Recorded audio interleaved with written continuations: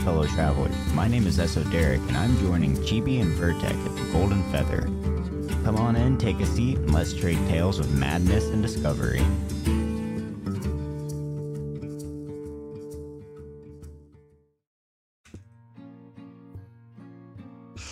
Hello, and greetings, fellow adventurers of Vera. Welcome to Tavern Talk at the Golden Feather Tavern. We are Vertec and Chibi, keepers of this fine establishment. Golden Feather Tavern is open to all travelers to come and share their thoughts on the inner workings of Vera over a nice ticket of ale, mead, hot chocolate, or any other delicious beverage of choice. So raise your glass and pull up a chair as we delve into tonight's discussions. And yeah, Esoteric isn't back tonight, but you know, we had that intro left over from when we were doing the charity stream. The charity stream. Oh yeah, because this is usually not our normal like podcast overlay. This is our like Tavern Talks. I didn't even think to change the intro because we never do. We always have the one without words. Yep. That's funny. But you know, it's fine. He gets a bonus appearance. Little reminder for everybody that he exists. Yeah, he hasn't quite dipped out of this dimension yet. And that we need an echo from me. Do I need to mute myself in Zoom? There we go. I muted myself in Zoom. There you go. I got you. Maybe I should mute you so that you can make it to record. But I got you muted in okay. OBS. Okay. I was like, do I mute in Zoom? Do I mute in OBS? Where do I mute? So many chibis. Can you ever have too many chibis? We're trying something new, you guys. So the reason why there was a duplicate chibi audio is because we're trying to have my audio come through NDI source so that I have a better quality camera. And this is what we were trying to get set up for the charity stream. But we couldn't get it figured out in time for that, unfortunately. So yeah. But we have it now, which means that in the future, oh my god, a second raid. Oh my gosh, Phantasma. Thank you. It's very important to hear what she says. Very, so important. You have to hear it like twice. Important. Hello, welcome in, Raiders. Cheers. Welcome in, Raiders. Much love to you, Phantasma. How have you been? What were you doing? Thank you for bringing your friends over. What were you up to? It doesn't say. Well, cheers. Thank you for bringing your peoples over. We're gonna do our tavern talk. So, shall we do our typical intro, Vertec? Yeah, we'll go ahead and what, you mean start all over? Let everybody know? Oh, did you do the greetings of Vera? Oh yeah. So pick up the intro episode and everything. Yeah. Yeah, so today, by the way, is the 28th of October for those watching in the after rerun crew. The 28th of October, 2025. We're on episode 058 of Tavern Talks. This one's about sieges, player progression, boss battles, and potentially some other stuff. Yeah. But Chibi, how are you doing today? Doing pretty good. Thanks for asking. I got us, I mixed us up some drinks. I got you an old fashioned. I got me somewhat of an old fashioned. So, has AGS been discussed enough today? Oh, the Amazon Gaming Studios. Yeah, well, that might be on the topics, just at least a touch. These two ones brought me into the community. They're amazing. Oh, yeah. Aw. That's awesome. About us, but I think Phantasma also welcome in. We're a community-focused podcast, which I guess I will say this episode will feature a casual roundtable discussion with participants in voice chat. So we welcome anybody who's been on our podcast before or hung out with us in our VCs before to pop into the live stream queue if any of these topics sound interesting to you. It is a casual, open invite, like going into the bar and hanging out with your friends. So you're welcome to pop in, you're welcome to pop out. No need to like wait formally for a break or something. If you have to go to the bathroom, you just excuse yourself and then come back later. It's chill. It's completely chill. This is way different from our typical podcast. So with that being said, tonight's topics are including some discussion around, boss phases. How are we determining what a boss phase is, for example? And we have our side event suggestion for sieges so that more people can participate in the sieges. And finally, some other suggestions and topics about power and progression in Ashes, and of course, the biggest topic going around today is Amazon Gaming Studios shutting down, which we'll get to in a little bit. But yeah. Oh, so it's Chibi and Vertex's fault we have a Pocket. Shame. Yeah. Well, it's Pocket's own fault that he exists and he's out here, but we'll take some blame for helping recommend people visit him. That's we were like, that's on oh, us. that That's dude on looks us. cool. We should probably, interact with him. Speaking of, I am putting out feelers. I need a guest for this Saturday. I reached out to one person I have not heard about yet. Oh, you like the beard? 10 out of 10 yeah. beard. Oh no. Is it not showing up? I don't think it's showing up. It's not playing nice here. Oh, Rude. see, there goes the chat again, shrinking when I turn it into studio mode. Oh, you're just not allowed to touch things. I am not. Well, while Vertec fights the chat, I'm going to bring Oracle on down. But I was saying, if any of those topics sound interesting to you, that is what we're going to be discussing today. And there's not going to be a specific flow like there is with our podcast on Saturdays. I typically try to keep things on task, but due to the conversational element of our tavern talks, things may go in a whole other direction than I plan, and that is completely okay. So with that, I'm bringing in an Oracle. Hello, Oracle. Welcome in. Yeah, I tried. I saw your question there, Master Chief. I tried doing the exclamation mark Discord for you. I don't know if you saw that. But welcome in, Oracle. How's your day going?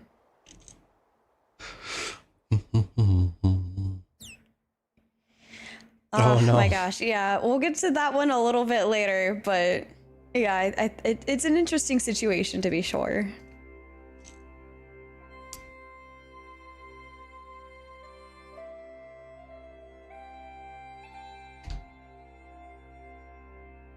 Oh no. We can't hear Oracle. Okay, he will work on that for in two Yeah, seconds okay, because so- I'm coming directly through OBS. Here, give me a moment. Whereas Stop talking, TB. Give me a moment. Silencio. Okay, now try. Let's see. This is going to be a test to see how out of sync you may or may not be. Silencio to you. Hello, how's should everyone be doing? good. Right? Rude. So yeah, let us know if Chibi looks out of sync at all with her audio and video. You know what I can wear? My hat. I can wear my hat. And it goes with my shirt. True, it does. It does. Look at that. So, Really does. purple and black today. He's gonna pay for that later? Oh, absolutely. Absolutely. Mhm. I have no doubt. I have no doubt whatsoever. Ah, I think he looks pretty awesome with that beard. Yeah, that's a Mhm. magnificent beard. Why, thank you. Why, thank you. It may or may not live a full life, but we'll see. We'll see. He did, what do you call that? A camouflage or whatever? Yeah, yeah. I don't know It was looking kind of rough. terminologies. That's not part I'm of the 53. challenge for the $1,000 donation, right? No, the $1,000 donation was for Vertec to shave his head. Okay. I wasn't. Yeah. That's what I thought it was. But now he's saying the beard may not live a full life, so. Oh, that's because it was only a 3-month agreement, and then it was gonna go away. Yeah. Yeah. Welcome in, Master All Gatherers again. MC Masters All Gatherers again. Oh, well, real quick on the topic of gathering, we are at the end of November, so in 1 month, having our Artisan Summit. So those of you that are artisans, if you're interested in joining us for our Artisan Summit to talk about crafting and ashes of creation, please reach out to me. I have a form for you to fill out, and the first 8 or so people to fill out the form completely will be selected, so that way we have all of the information that we need already. So yeah, get the roller. It totally works on our ladder. That's funny. Yeah, I'm 30 and in the same boat. Okay. Yeah. So first and foremost, let's chat about Master Gather, server first, hit Grandmaster, and 2 professions, confirm. Okay, nice, cool. That's really awesome.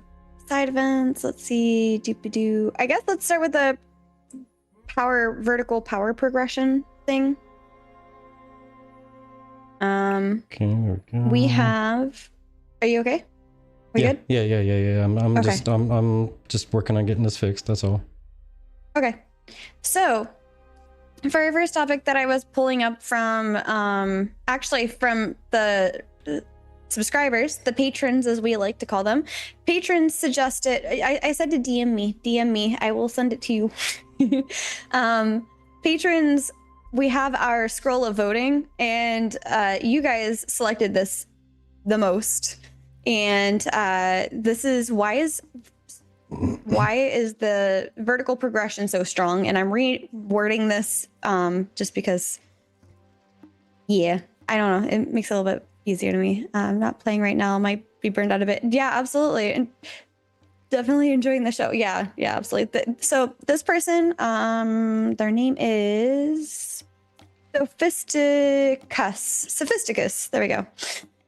Says that they're arguing that the skill-based gameplay should matter more than time invested, and that a skilled player should be able to compete in PvP or PvE without needing to grind for hundreds of hours, essentially. Well, this is their opinion, so it's not a true or false. They're disappointed by the 225-hour leveling grind required to reach max level, and they feel that it's excessive and outdated. And I have a couple of questions for chat after, but like, what are your thoughts on this? This is an interesting one. It's okay for people to have their wrong opinions. I'm just saying, it's true. In my opinion, there's no true or false unless it's a fact. An opinion is an opinion. So yeah.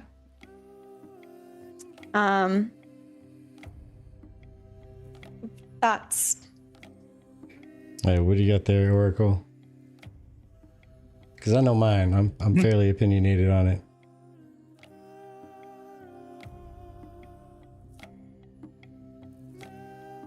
Trying to think. No, it's okay. This is a tavern. It is true, Grevin. Do you want us to come back to you? Do you want to collect your thoughts? Oracle? Yeah. Okay.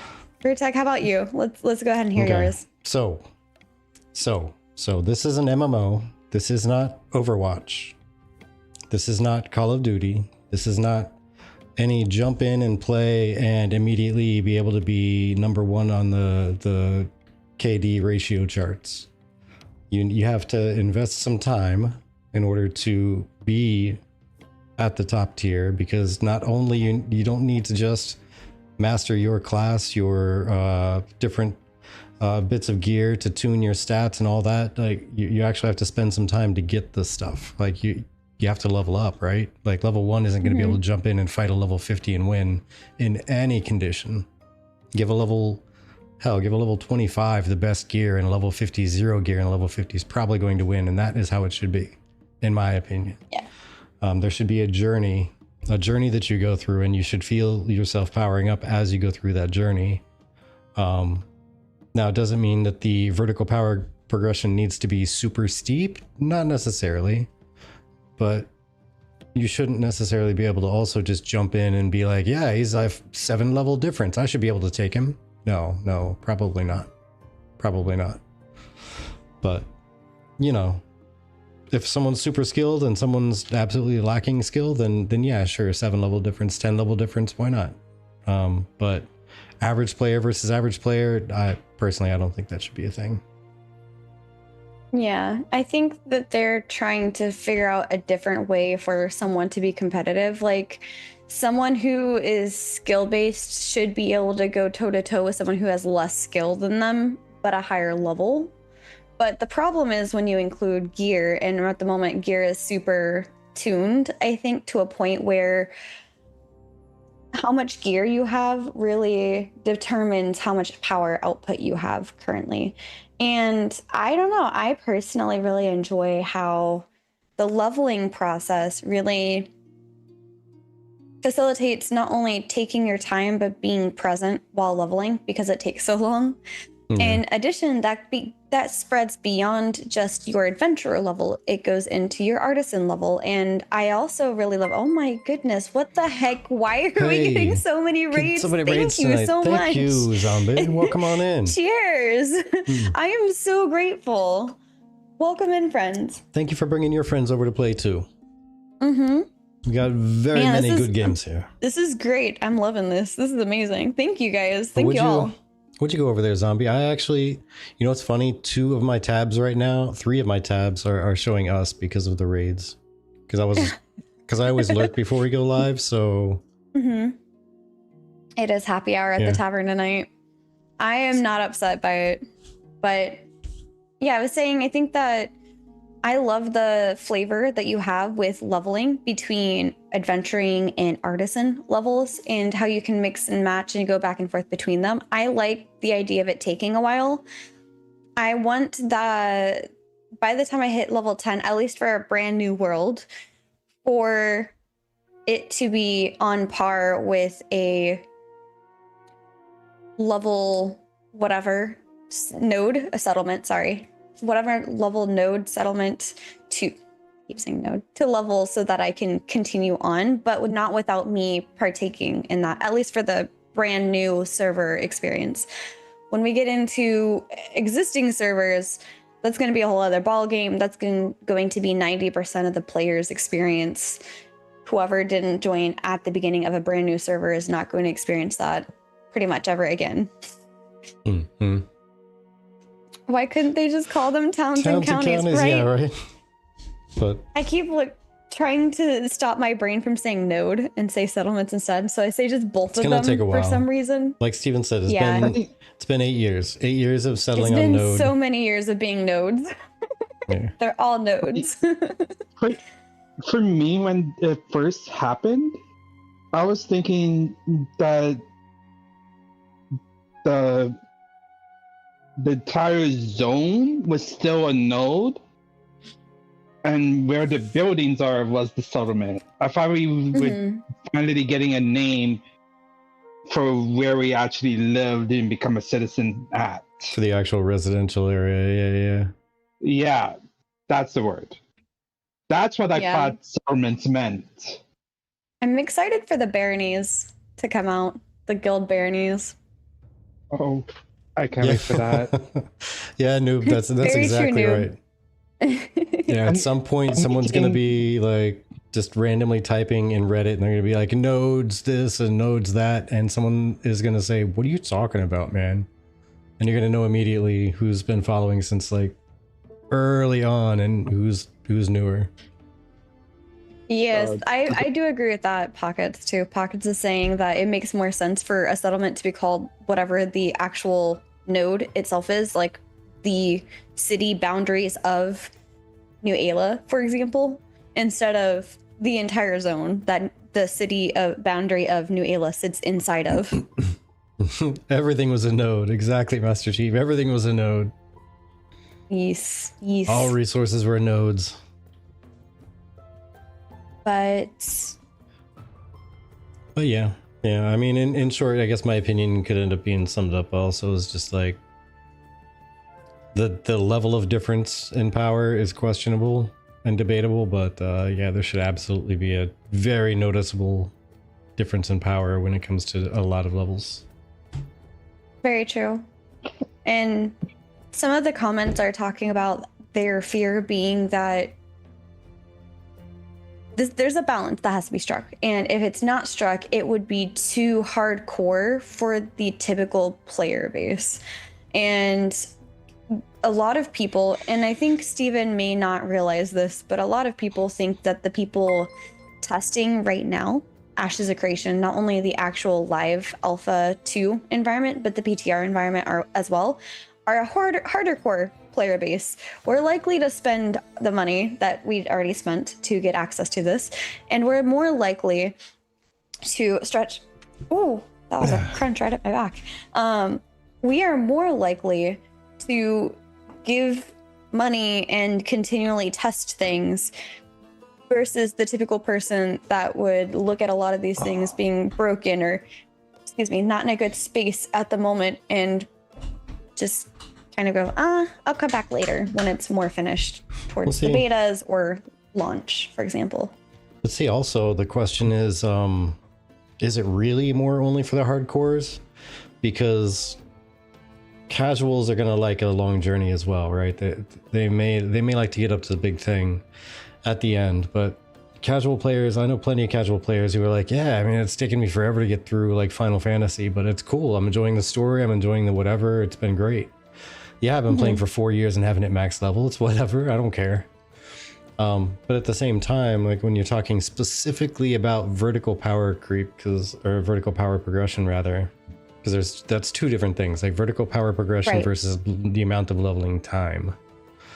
Because if you think about it, if it takes 240 hours to get from level 1 to level like 50, that's not exactly a really strong progression, super fast and like very heavy, right? But yeah, like the progression, a casual player would actually enjoy, I think, feeling that change in power from one level to the next. Hell, I know Wildstar, they always had this the announcer when you would level, he'd be like, yeah, badass. Or like, yeah, now you can get a bigger sword or something. Like, you'd celebrate every single level up you had, and it just made it feel more amazing, you know? So I think a little bit of power bump that you can feel every time is good. Yeah, I agree. I think Ashes already does a really good job of that when you're out in the world at level 1 to 10 and you're either getting a drop or you get enough glint to sell to then get a better weapon upgrade. You feel that difference and it feels amazing. It feels empowering and you just like, oh my gosh, I can kill so much faster now. I can heal so much better now. And it just, that feeling of power is immediately felt. Yeah. And that power difference, at least.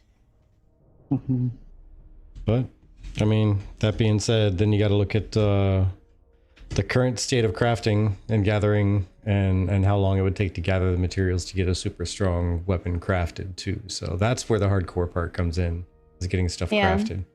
Right now, anyway. We'll see what they do in the future. The question... Oh, go ahead, Oracle. I honestly don't think it would take that long if people were gathering as a group.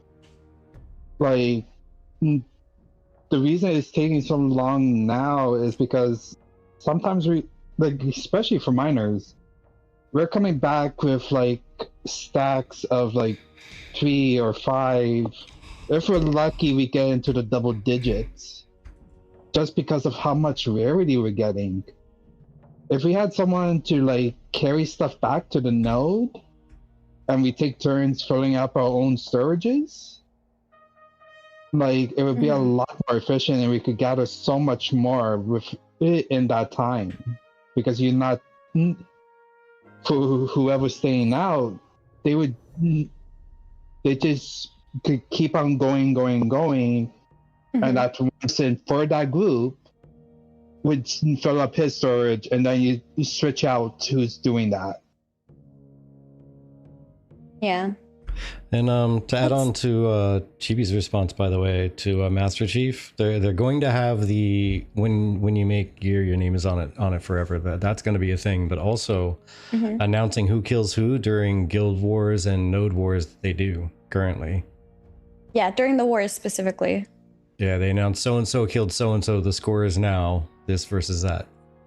But it's not a global announce. It's just in the event announcement, I believe. It's a good question. I can't remember. We were involved in so many of them when they were like when it was at its peak and they were going nuts with it. That I don't even know. I don't think I saw when, for example, Polar versus Aura, when they were doing their whole thing.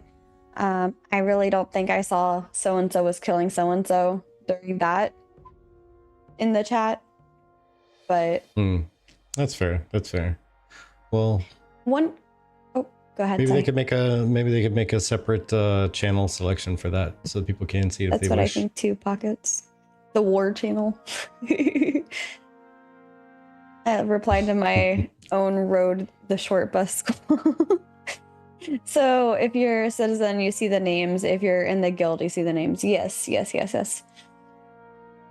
So one question I had was, how do you think that MMOs can balance gear progression with skill-based combat to make sure it feels good on both? That you feel like your skill is doing something, but also your gear is doing something. Yeah, and that's the real question, right? Has the person who's been playing not a whole lot, but they got up to, level 20 exactly, like they just dinged 20 and now they can equip level 20 gear, and a friend is like, yo, I don't use this stuff anymore, you want it?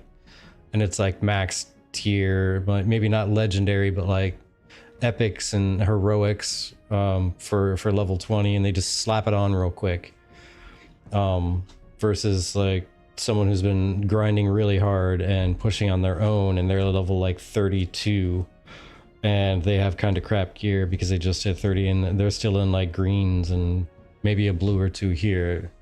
Like, who knows what that kind of power adjustment could end up balancing out when it comes to skill too. Absolutely.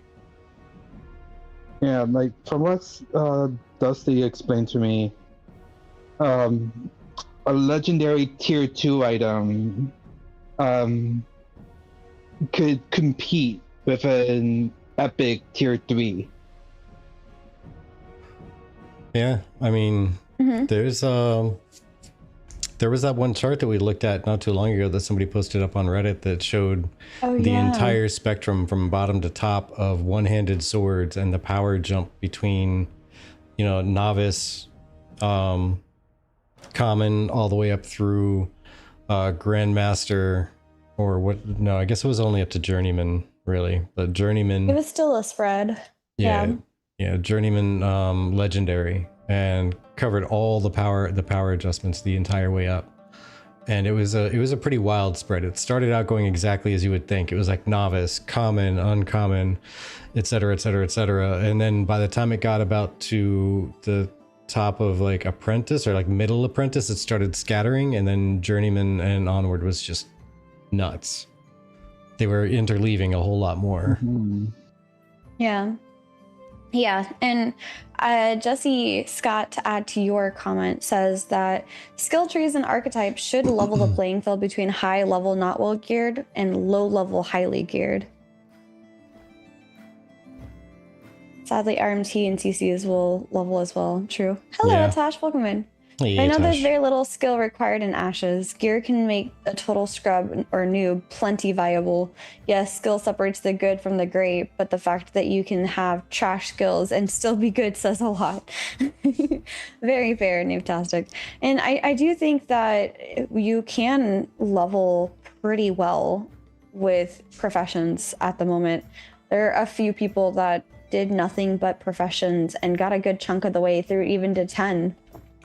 And their professions were at the level for them to go on to the apprentice. Their adventuring level was prepared for them to go on through apprentice. And I feel like they were at a very good spot for that. And I think these are things that Intrepid is continually trying to tweak.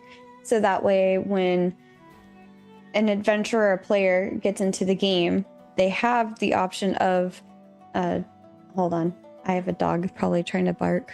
Okay. They have the option of, do I want to go grind, quest, or do artisan skills for my play session? And all of them should be viable. And I think that will help eventually, especially as things get more fine-tuned, add to the horizontal progression instead of just the vertical progression. Because now you're able to do more with your artisan skills. Now you're able to do more with your skill tree, especially considering if the class kits, the things that are, the cleric can heal people from getting poisoned, the ranger can check for traps, etc. I think as more of those get implemented, that'll help with the horizontal progression as well. Still think they need to make defensive stats stronger and more XP from artisan and quests. Yes, I think eventually they'll get there. That's all tuning at the end of the day. I think making sure that we have the quest in the first place is nice, especially for the artisan quests. And then fine tuning the numbers from there. True. Our Thanks. lumberjack did get to level 21 only by doing tree stuffs. I'm So gonna actually see if I can try to find that that image, because it's gonna bug me if I can't find it now. I think it was an Excel spreadsheet. Yeah, I found it. Did you find it? Oh yeah. Oh Okay. yeah. Don't forget to add it into the notes so I can add it to YouTube later. Please, I'm gonna paste it there, and I think that was it. Let me actually open it now. Yes. Okay. Yes, it has the link to the Google sheet in there, but you can see the way it goes from initiate, adept, and radiant. Like at the beginning of initiate or novice, it goes kind of how you would expect, and then you get into adept, and you see a few things at the bottom interleave with initiate. But then going into radiant, it just starts a lot more smattering and mixing towards the top, and I can imagine only getting more of a spread with the higher levels. Firecrafting profession tiers. Yeah. And phase 2, I was a grandmaster alchemist on our server within a week of starting my push. But that's also because I can sit there and process a whole bunch at once. And then you had the overtuned gear for artisans at that time. And boom, you're getting way more XP than you probably should be. What do you guys think about the New World situation? We're going to be talking about that later. It's coming up, I promise. It's something on our list. Enough people, it's been brought up in our Discord as well. So we're going to touch on that in a bit. I'm in a different game chopping trees as we speak. Nice. Oh, yeah. Okay, I read that. Read the rest. Okay.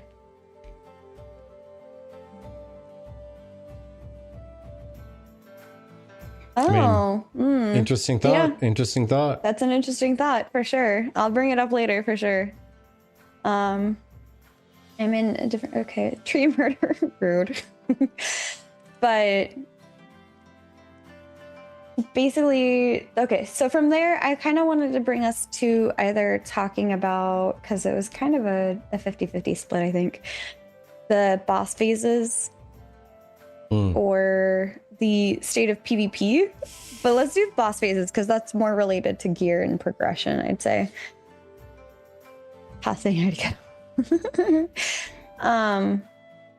Let me share this over to you all. Doop-a-doop. So Let's theory raid. Azrae basically was talking about how a true quote-unquote phase involves the boss changing its behavior and not just players needing to react differently. So if the boss doesn't change what it does, it feels more like a buff or an ability than a phase.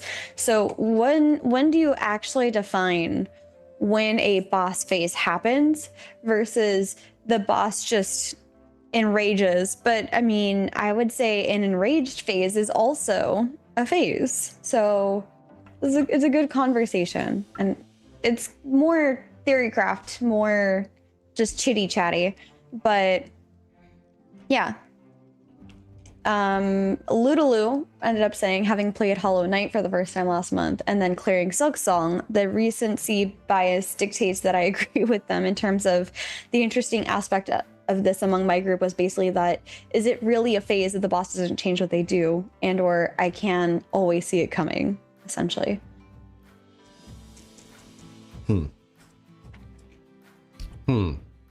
So is it really a phase if you can see it coming? I'm not sure exactly what that means, but I would say, like, well, no, I guess was that something you were paraphrasing, or was that an exact statement? That was a quote Ludaloo pulled from what Azrae said. Oh, okay. Let me reread that exact line here. It's a really long post as a heads up, so that's why I'm trying to summarize this post. Yeah, but it's really good. Yeah, I'm just trying to reread that exact one. So the interesting aspect of this among my group was basically, is it really a phase if the boss doesn't change what they do, and or I can always see it coming? They do talk a lot, and I love their conversations.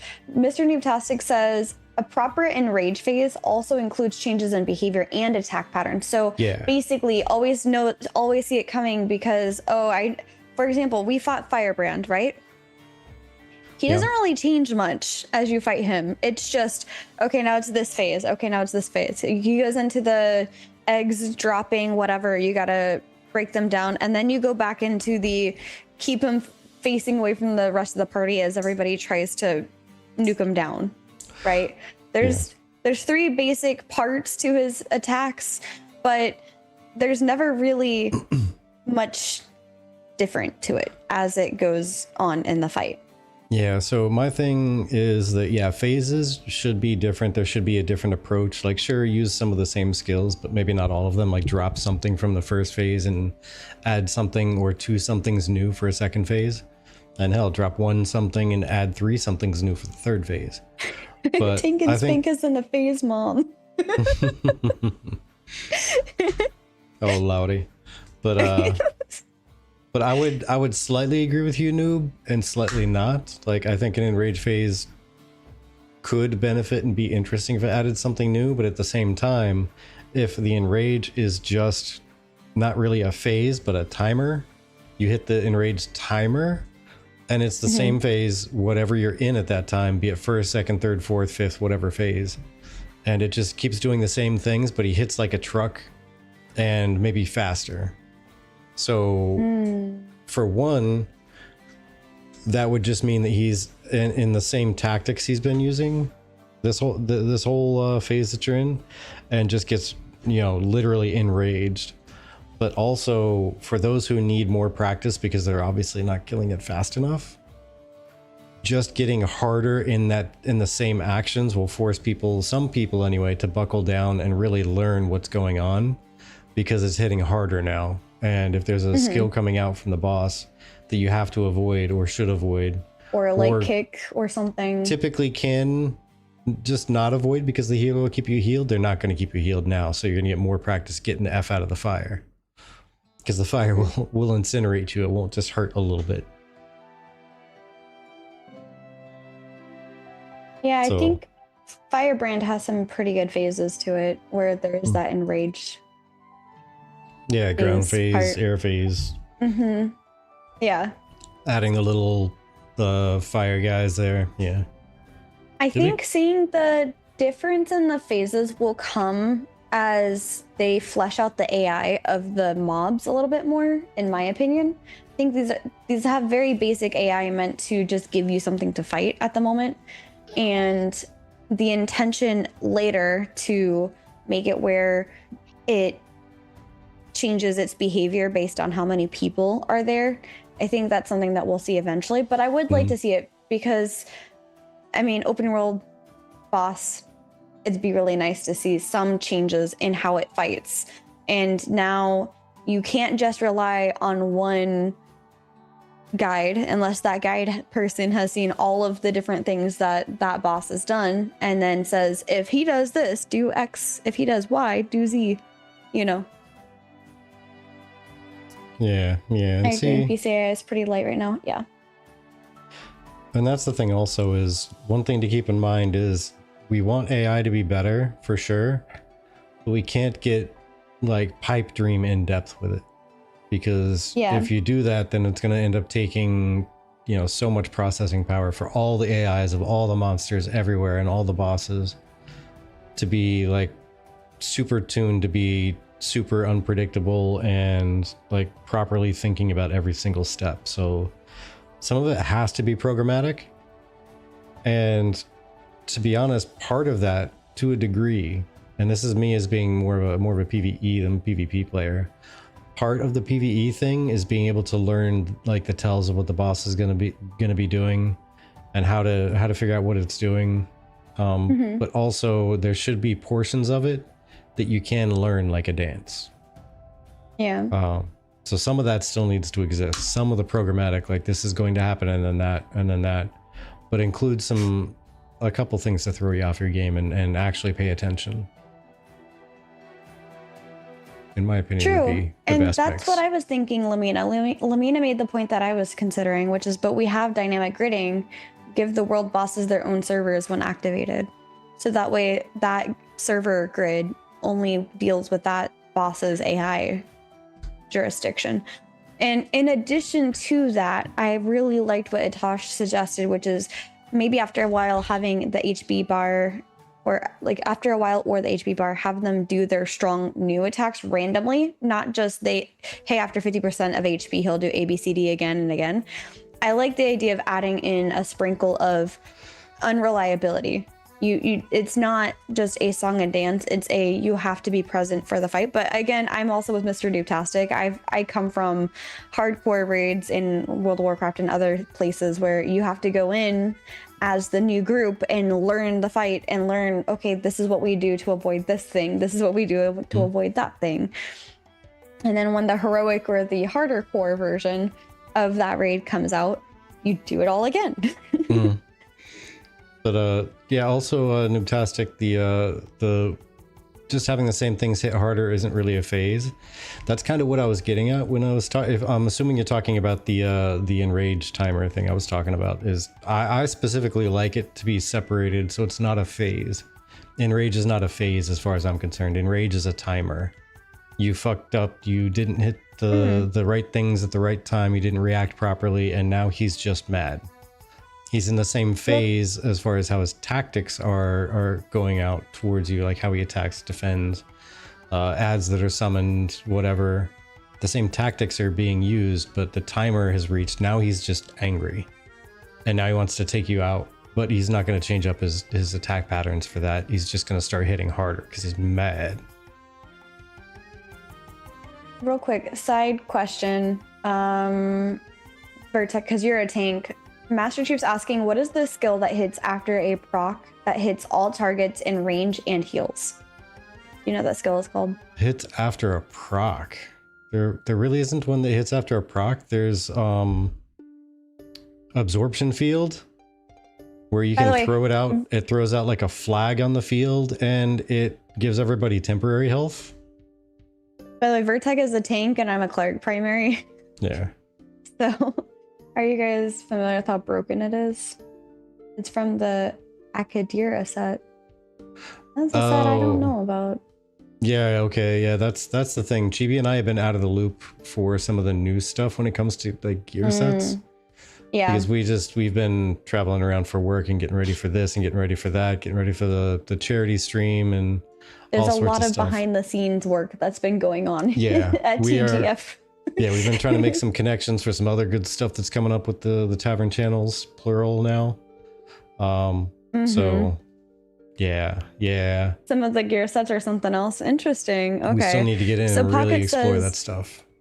True. Well, I was kind of waiting for this next phase just because I think, for the most part, I'll be more settled because what we'd have already probably figured out who's going to be on our summit, and I don't have to think too much about it.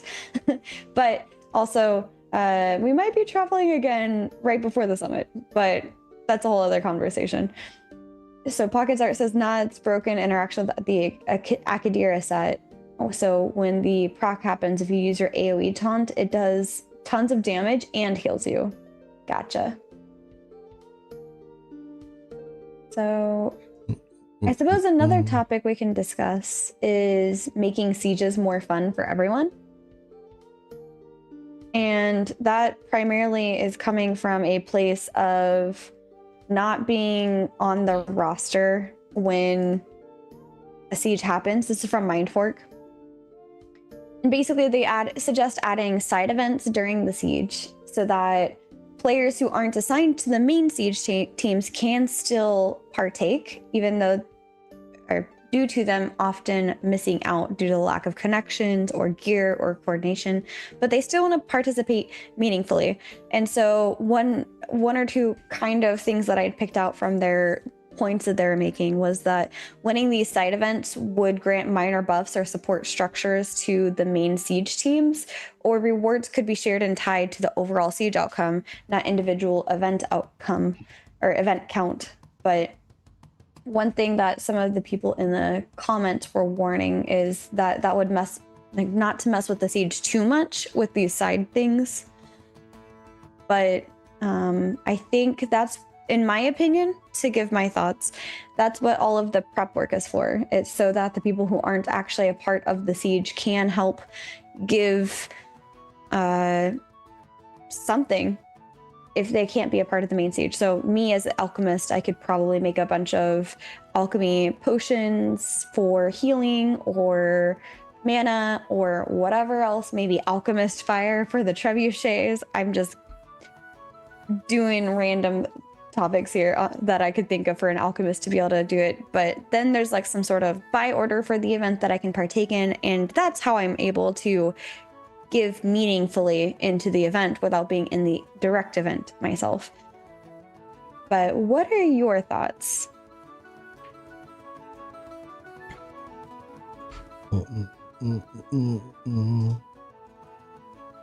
Personally, thank personally for Yeah, go me, it would be enough just to work on stuff that's siege related in artisanship, and provide that way. That's enough for me. Mm-hmm. That's a fair point. Man, so this is part of this is part of the cloud of reasons why Ashes is going to take a while to test and implement everything. Because there's so many difficulties in there, like the statement that Mindfork said with not being able to roster players after a certain time, like if they didn't get in time. Yeah. If you're the mayor of a town, why wouldn't you want someone to come in and defend you? What if somebody from town, like who actually lives there and has contributed a ton, like logs in late? Well, Pockets brought up an example where he was level 25 and a citizen and very well geared and got passed up for the mayor's non-citizen friends. Yeah, and see, there's a lot of intricacies, and that's where this mayor system is going to be really tricky, because if the wrong person gets in, it can absolutely wreck your settlement. I had to think about it for a second there, settlement. So it's so tough, because why wouldn't you want someone who has an interest aligned with your settlement? Like, let's say a vassal node. They're not a citizen of your vassal's settlement. They're not a member of your settlement. They're not a citizen of your settlement, but they absolutely don't want you to fail because you have all the stuff built up, right? And it's going to really wreck things. And their settlement was built with the purpose of supporting yours. So why would they want it to fall? They want to help wherever possible. Atash just gave me an idea, and based off of what you said. What if non-citizens could help with the prep work for a siege in a way to gain reputation with your node, and whoever has over a certain amount of reputation at that point could then enter as a non-citizen because they've obviously helped your settlement get to a point with preparations by contributing. We'll see.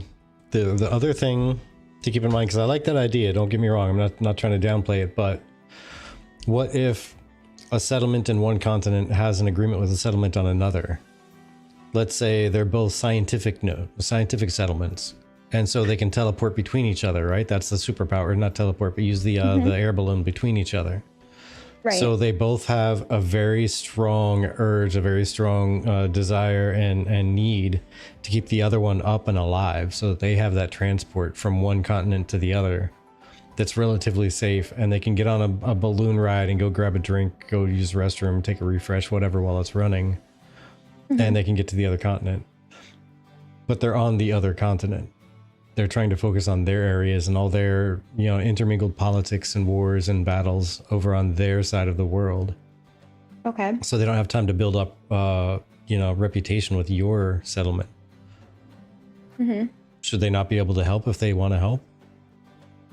Oh, I was just meaning if you delivered provisions ahead of the settlement starting, not necessarily like long-term engagement, but hey, I heard you're about to fight this other person. Why don't we deliver 20 to 50 health pots, I don't know, or like 100 health pots for the settlement request ahead of the siege, and then that bolsters a settlement almost diplomacy. Yeah, well, the tricky part with that then is it becomes a pay to win. If someone who wants that node to fall just wants to go through and just drop a whole bunch of resources in to get that reputation, and then they can automatically register as a combatant for that settlement, and then they just sit there on the ground and do nothing. Or they fight, they contribute, quote unquote, but they do it very half-heartedly, and they run into giant groups to fight people. Yeah. The air balloon is scientific, right? That's the giant blimp. Yeah, basically. I'm working right now to pull up the wiki page on it. But yes. the scientific scientific superpower when there's 2 level 5 settlements that are scientific type. Yeah. The only fast travel, quote unquote, that's going to exist is going to be for one. Scientific settlements within the entire ZOI. They'll be able to teleport between the different settlements. Yeah. And if there are 2 tier 5 now, it used to be tier 6, but tier 5 settlements that are scientific, they'll be able to take like a hot air balloon ride between each other, basically. Almost like the blimps in World of Warcraft. Except I don't think there's going to be like a cut fast travel portion to it. I think it's probably going to end up being just a fast air travel, that faster than you'd be able to do on the ground. Bruja. I wanted to show him because I was off camera yesterday, so that was he's a little like scary. He goes like, I imagine him going boo, because he jump scared both of us while I was working on these notes on the back end yesterday. I had Vertec over here watching him play the scary game, and I was trying to do my notes over here, and I am monitoring the charity stream, because for those that don't know, we are still doing the charity stream even right now. It's not exactly the same way that we did our 24-hour charity stream. We're still accepting donations, and we're still, as you saw, doing the responses for the different rewards that you can get for doing the charity donation. So here is a link that goes towards the academic or scientific settlement benefits. And we are wondering that too, Master Chief. I don't know everything. He was wondering what the advantage of 2 religious factions would have, or the 2 religious nodes. We've gotten not much info on the divine or religious, and then the military. Yeah. Outside of you can fight to be mayor. I could be wrong in this, but I think the only node type that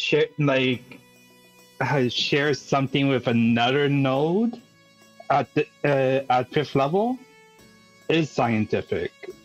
Well, like economic, it's all the vassals within it that get that bonus. It's not like 2 economic nodes sharing that. I could be wrong, but I think that's the way it works. Yeah, I mean, then again, like Noobtastic says, the divine settlements have been very secretive, almost cult-like in what their benefits are. But how cool would it be? Cult of the Feather?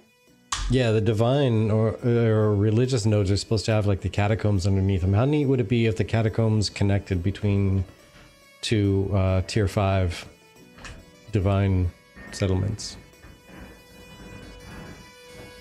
Oh my god, dude, Pockets, I wish for that one. I think that would be really interesting, Vertec. Sorry, Pockets distracted me with the theorycraft he has. 2 military nodes would have like a huge coliseum, but the religious ones would have a large shared PvE instance raid, which all of us PvEers wish that would happen. Right. I don't know the likelihood of that happening, but yeah, we wish.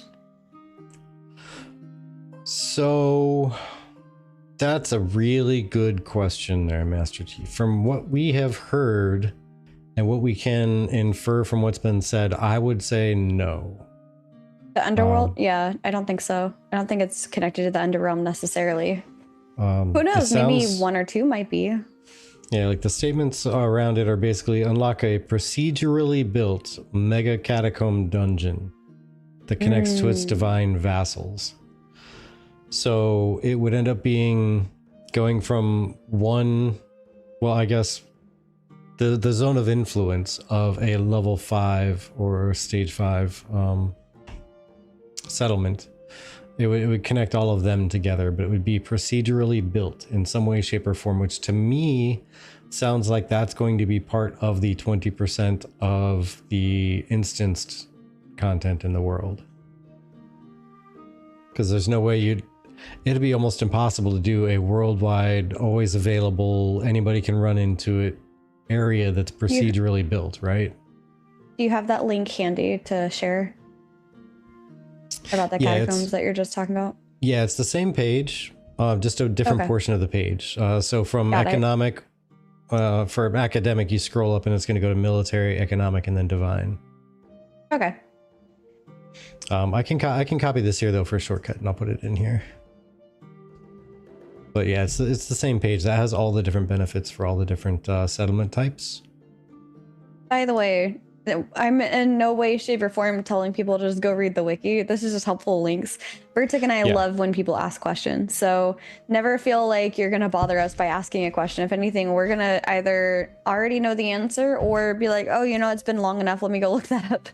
Yeah. And honestly, like the wiki is a really solid resource. It's not perfect because it is people running it, right? And they might miss something here or there. There's so many different interleaved connections from one page to another.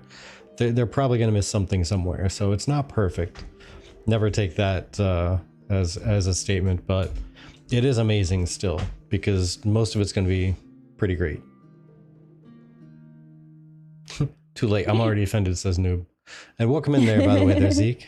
How you doing? I mean, honestly, my ideal to answer your question, Master Chief, damn good answer, thank you. My ideal would be having a open Q&A day with our subscribers where people could submit questions and Vertec and I would just hang out in the chat and answer questions.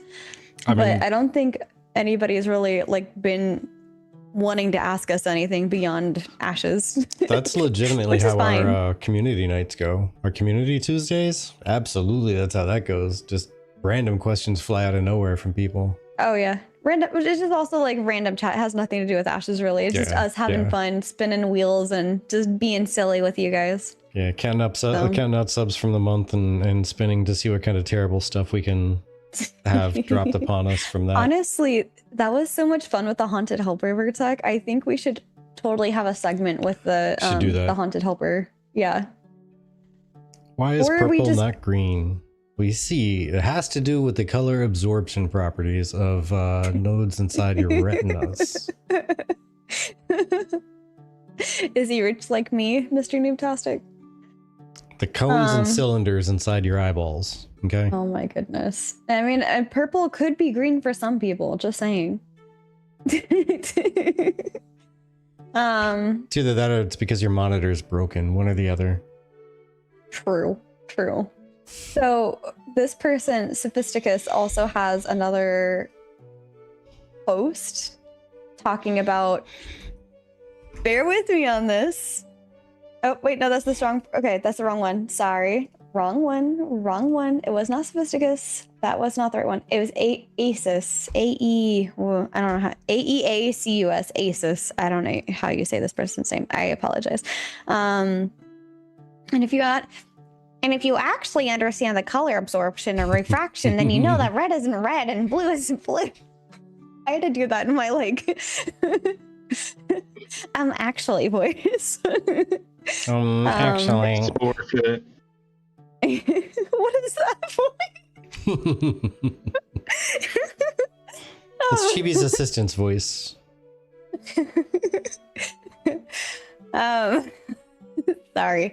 To focus on what I was gonna share, Aces was basically saying that the PvP experience feels like it's being undermined right now, and that I think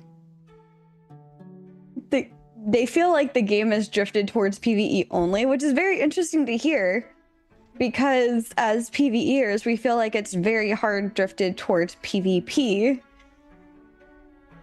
But a lot of other people that are PvPers are talking about how they agree with this person's post. And in general, I think they're saying that PvE interferes with their PvP a little too much.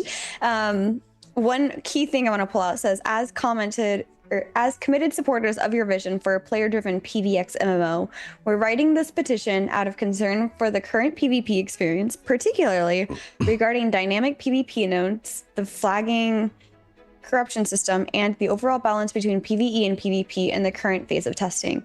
While we respect that development is ongoing, the current implementation of these systems is actively discouraging healthy PvP play and alienating the PvP community. And their core problems are that the PvP experience is undermined, since the dynamic PvP zones are underutilized and imbalanced. And they go on more from there.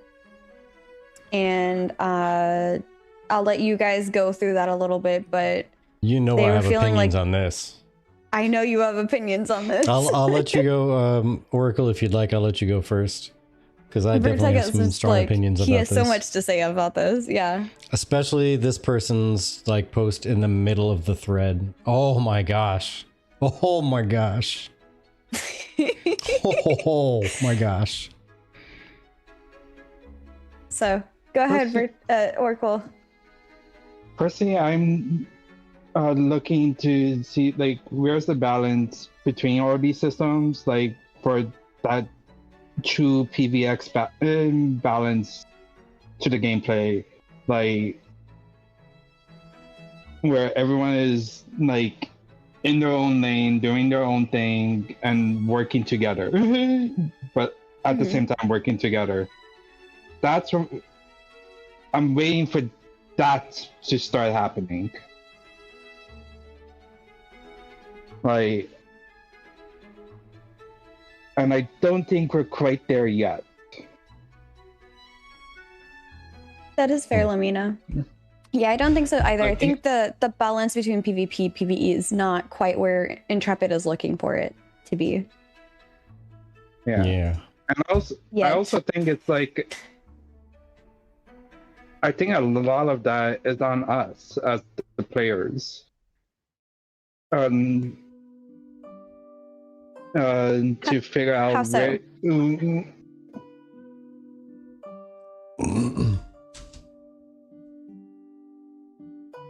I'm thinking a lot of people are stuck in the type of the MMOs they've been playing before. And they're having a hard time transitioning to a PvX style game. Like, it feels very combative between the PvE crowd and the PvP crowd at the moment. And we're looking for the systems to emulate how we played in other MMOs. Yeah. Real quick, Master, she says, in my opinion, if you're a PvE and think it's too PvP, you're probably doing PvE solo. This isn't that game. I responded with, we're not doing it solo, basically. We have our guild, but it feels like we can't have a single PvE thing without PvP having a much higher upper hand or a heavy involvement in that system, including the upcoming Harbinger, where its main goal is PvP immediately, and you have to try and figure out how to get rid of that PvP zone, or, as many people have already stated, and I've seen around the comments, don't get rid of it because they want that lawless zone, that corrupted zone, to be there. So for like looking much further beyond, not just at the current, with all of the things that are planned for both PvP and PvE, PvPers will have their own arenas where they have a variety of things that they can accomplish out of the arenas, and I think other things as well. Whereas PvEers, we get story-based dungeons that are instanced, and it's only for the main story, and you don't really get much out of that outside of it. So it's more it feels imbalanced in that manner, but Vertec and I kind of have come to the conclusion that it's probably always going to feel like that for us, and that's okay, because that's just the type of game that Ashes is. It's not amazing for us, but it's okay. Yeah, I have our tavern. Yeah, and that's the thing. And here's where I'm very opinionated on this, so I could go on about this forever, but I'll try to keep it somewhat succinct. PvP isn't everything. Every system everywhere has PvP, except for the potential for not having it within the instance PvE areas, depending on how they do them. If they do them in the manner where there's a dungeon that's controlled story, it's controlled whatever, and one group goes in and one group is instanced in there only, yeah, there's not going to be PvP there.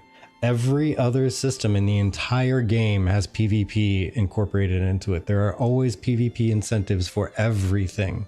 Everything has a PvP incentive, including down to if you attack somebody and they don't attack back and you slay them, sure, you get corruption. That's your risk, I suppose. That's like the only risk to PvP. In the entire game, corruption is the only risk. And I say only because it's easy to clear that off. And I don't know how they're going to fix that, because I don't think they can fix that. It's going to be easy to clear off. You're going to be able to log out, get friends to go to your spot, and when you log in, they slay you, they pick up your stuff, and etc., until you clear it out. But everything PvE has a PvP risk to it, except for, again, the potential for PvE instanced content. And I say potential because the catacombs, that could absolutely be instanced zones. Instanced zones of PvE dungeons that allow anybody to enter them. And it's just instanced from the rest of the world because they need to build it, procedurally or whatever, so they can't have literally the thing open to the world because servers need to be separated and process on their own power or whatnot. Who knows how it's going to work in the back end. But if they allow anybody to enter those areas and flag up and fight somebody, then PvP is right there too. No, Pockets, PvP corruption is the only risk to PvP. Name something else. Atash says, but eventually you get blight built up, so next time you go corrupt, it's going to be a higher level and remove blight. I think you need some, and to remove blight, I think it needed some work to be done. Yeah, you got to put in effort. Perhaps like a quest. I don't know. Yeah, you can remove the blight. Either way, it can be removed, right? So, given some time, if you really wanted that person's whatever.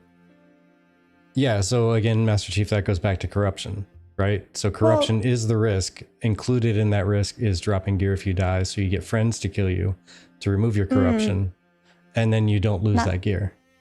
Not to mention the people that typically do that would probably put on trash gear that they don't care about dropping. Yeah, item drop is a risk to PvP, so you know what? You don't PvP if you have gear, if you have stuff on you. Also, you lose less PvPing than you do not PvPing. Yeah, like, you lose far less. The person that chooses to stay green will lose more than the person that chooses to fight back. You lose literally half as much. Yeah, that's a death risk. The same risk exists with PvE, except you lose twice as much stuff, twice as much experience, debt, twice as much item drop, material drop. That's fair, Lamina. Only, if anything, PvE has more risk. As the Eve players say, only run what you can lose. Ooh, that would be very interesting. So Master Chief says the solution to that is the gear goes to the void instead of dropping. Yeah, but you see, Pockets, that's what I'm talking about. That's an econ process right there. Going for a tree, and you didn't choose to engage in PvP, therefore PvP was brought upon you. Therefore PvP is the risk for everything else except for PvP. The only risk to people voluntarily participating in PvP is either one, their own stupidity because they forgot to drop off their materials, or 2, corruption. Those are the only 2 risks to PvP, and 1 is their own damn fault. Honestly, you could say 2 is their own damn fault too. So it's literally choice, their choice. If they wish to go corrupt, if they have materials on them and they wish to engage in PvP, then psh. Yeah, if you don't fight back, you can only... back. You yeah, can. yeah. Yeah, if you don't fight back and you stay non-combatant, you don't drop gear. I was reading it as like gear only mats, like mats for gear. I was like, yeah, you can, but I reread it. I was like, oh, I see what you're saying. Yeah, but let's look at it from this point of view. And I think a lot of people are looking at it as a duo system to every game. There's PvP and PvE, and that's it. But there's also just the economy. If you're sitting in town and you're crafting, what the heck PvE are you doing? If anything, you're more PvP because you're crafting something to sell against whatever somebody else is putting up for their price. You're playing against other players. There's no NPC that's making a legendary sword in the middle of town and putting it on the auction house. It's all economic players. PvP. Thank you very much. Yeah, so it's economy, PvE, and PvP. So PvE being you go out and you fight NPCs, you physically combat them. You combat NPCs. Now, if you're combating NPCs, you're PvE. If you're combating players, you're PvP. And it's just, everything is PvP. Everything can be PvP. There is only benefit to PvP outside of corruption. PvE has literally, those are the people who are going to drop everything. There are other things you risk with PvP. Like what are they? Pockets. And I know you have ideas, but I'm pretty sure I can shoot them down. I don't know, because I don't know what else you have in your noggin. But I know we've had this conversation before. Pockets versus Vertec conversation on it. It's above, yeah. So Pockets was talking about how it's also the same as League. Their objectives in this game. We've had options for PvP, but by doing PvP, we hurt our PvE objective. We've chosen not to partake in PvP because the loss of XP gain isn't worth the risk of the PvP. So you're talking about time. Time is your thing you're risking. So time can be lost if you decide to go and get trees instead, and it doesn't directly benefit you, right? Time could be lost if somebody PvPs you while you're PvEing. You're trying to fight a boss and they come through and wipe your team. So time lost with death is not a thing that's a risk of PvP. That's a risk of everything in the world. Time lost from death does not count. I also want to add, just for clarification, and not like saying that Master Chief, you're talking to us necessarily, but for clarification, just for maybe the new person listening to us, Vertec and I are just fine with the PvP that's in the game. We just don't want it to be something that's taking over everything. We would like some PvE without having to PvP, because you can PvP without needing to PvE. And it just doesn't feel balanced in that scale, in that skew, at least personally for me. But I am more than fine with the node wars. I loved taking part of the node wars. I like group-based PvP, because that feels better for me. I don't like solo PvP. I don't like going up against random people in an area without a group. I don't like that. It's not my cup of tea. I won't be in the arenas.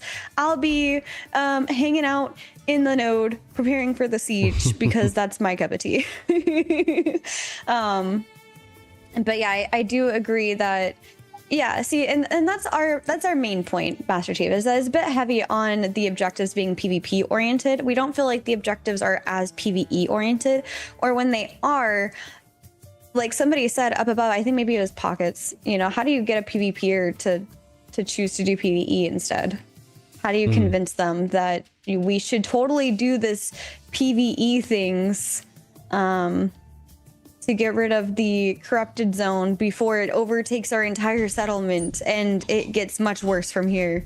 Yeah, because I mean, like, again, like the point I'm trying to make is that PvP is in everything. Even if you wanted to say go for and talk about how PvE is the only way to get all of the good stuff from the world and create the awesome gear.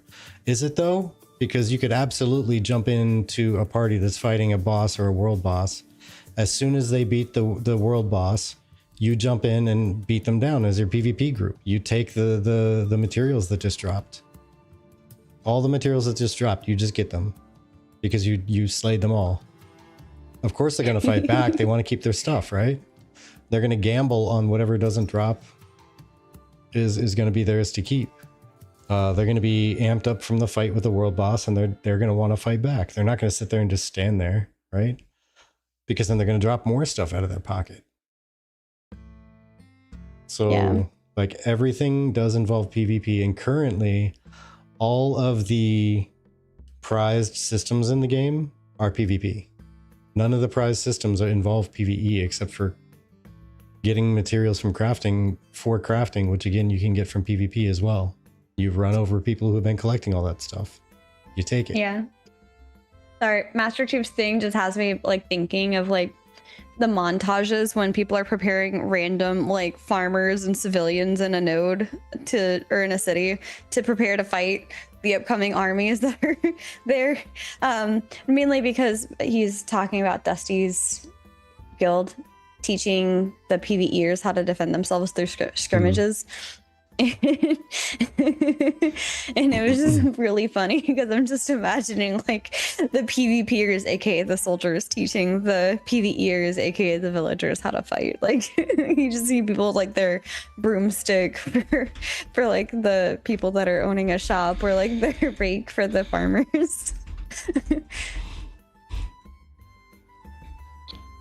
But yeah.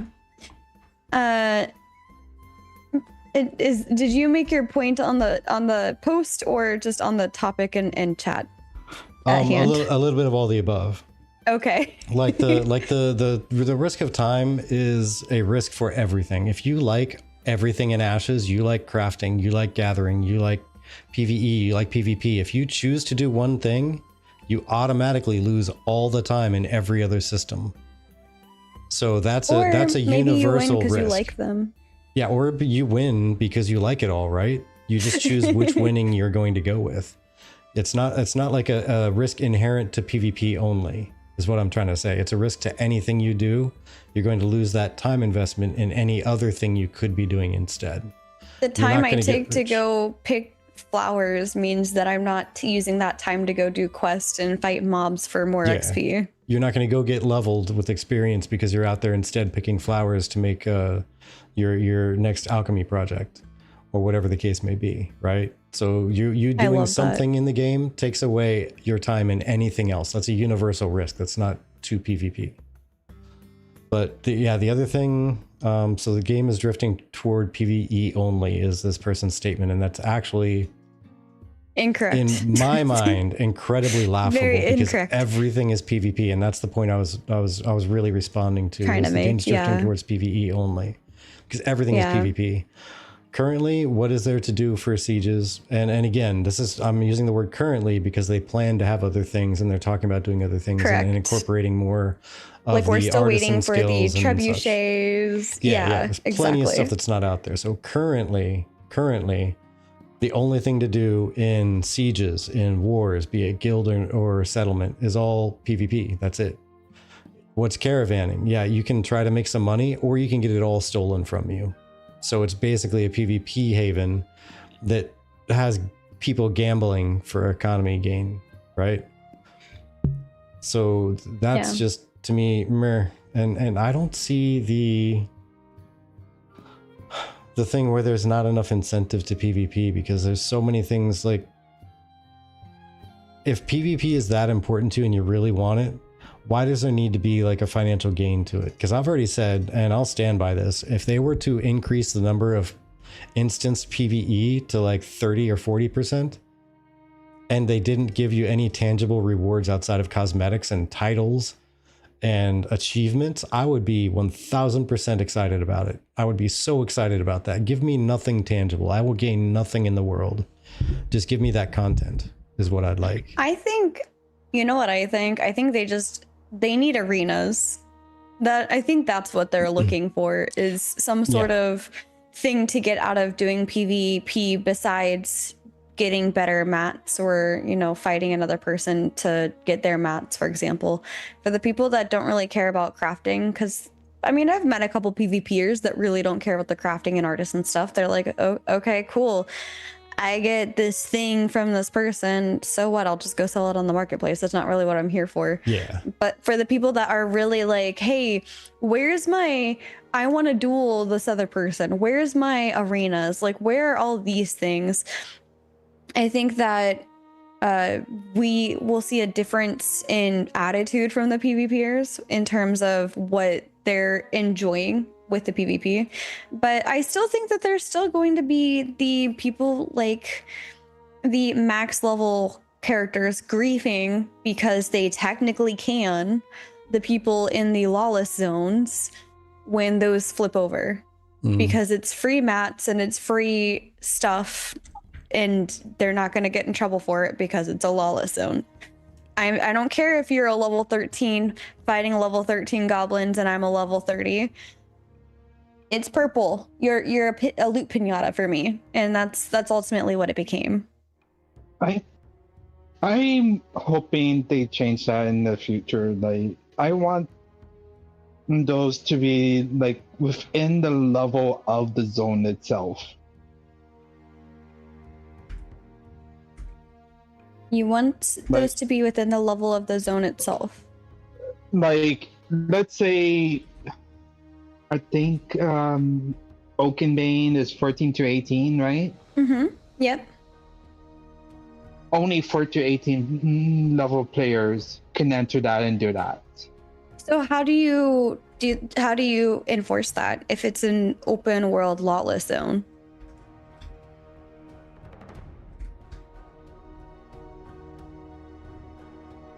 Because at that point, it's technically not an open world lawless zone.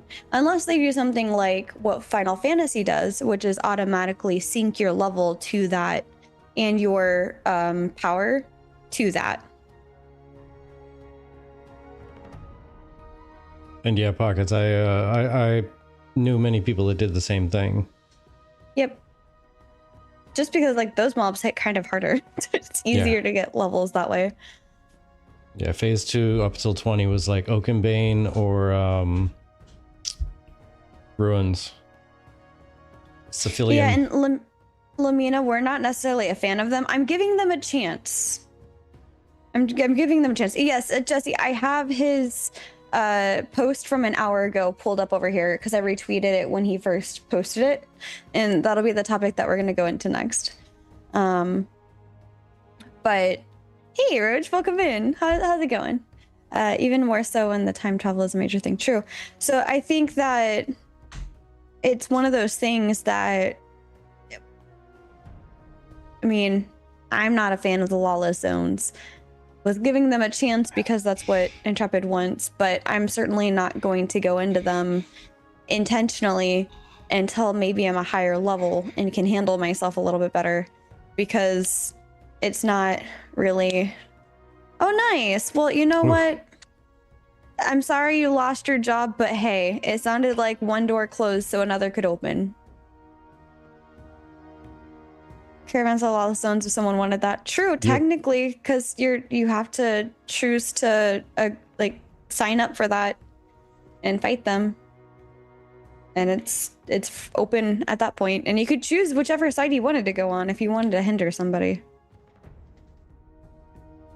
Yeah, and honestly, like, here's another potential theory craft. True. What if what if the lawless zones and the whole concept of them came about during the development of the Harbinger stuff, and they were like, why don't we just do this like normally? And this happened to be a spawn-off idea that they were already working on to a degree. Because the corrupted zones are supposed to be somewhat lawless, right? And supposed to be able to clear them out by taking out the corruption. So that's literally going to be PvE versus PvP. Yeah. PvP folks are going to want it there, and economy folks are going to want the corrupted materials, right? Because there's stuff you can make with that. So it's going to be basically PvE people trying to get some content in that's going to be against everyone else. True. Well, I guess even the economy folks are going to be against the PvP folks, because the PvP folks are going to want to stay there. It's lawless. They can get all the stuff without penalty. So, that's going to be an absolutely insane area. Curious to see how that's really going to pan out. Yeah. For better or Merlin worse. says, Arcade had arenas. People rarely did them. I'd be more of a fan of like a weekly tournament with rewards, proving yourself as a gladiator maybe. Oh, I love that actually. That I'd sit down to watch. Welcome in, Merlin, by the way. I would totally sit down and watch that. Gain some prestige for your node. That's so smart. I love that. Yeah, but there's actually a system behind that. Random lawlessness seems to have no reason to exist. That's Yeah. how I feel. That's how I feel. I was a responsive vocal minority who wanted what the lawless were, but I've argued this is not for PvP or this is for the griefers. Yes, exactly. I feel like that, and I think that's what just to kind of wrap up this topic specifically, I think that's what Ludaloo is trying to allude to with his response, is that the type of people that want the PvP lawless zones, especially in the leveling zones, like that is my biggest frustration. Like there's already limited places to go level, and on top of that I now have to deal with people coming in and being a max level or way higher level than me and just trouncing me because they can, when they have typically no real reason to be there, and fully taking advantage of the fact that they will not go corrupt over doing so. Yeah, and I'll at least give some positive points, like to respond to that post. There is like, it is true that there should be automatic flagging in the PvP zones, like the dynamic PvP zones. If they're gonna have them, they should work in an automatic fashion. Hey Peoria, welcome in. Like going into a lawless area should flag you. You shouldn't have to manually do that. It feels kind of weird. You should be able to automatically defend yourself. Just jump right into it instead of having to search for your hotkey and hold down Alt while you attack somebody. Whoops. Thank you. Bring back my toggle PvP. Right. No, sir. It's content. That is unique in fun fantasy setting. Yes. Bring back toggle PvP. Yes. Add that at least as an option. If somebody doesn't want it, they can turn it off. Yeah, I thought that was supposed to be an option. Just apparently it disappeared from the settings. I don't know. Yeah. It could absolutely be a bug. Who knows? I don't. Maybe Steven does. But at least it was a something I could at least say that, yeah, it's at least one valid point that this poster has. Yeah. Who's got my fishing boat? Not me. Not it. I'll go on somebody's fishing boat. I'll go on somebody's regular boat, but I'm not going to put all that time and effort into something that's going to get sunk. Let's be honest. Not down with that.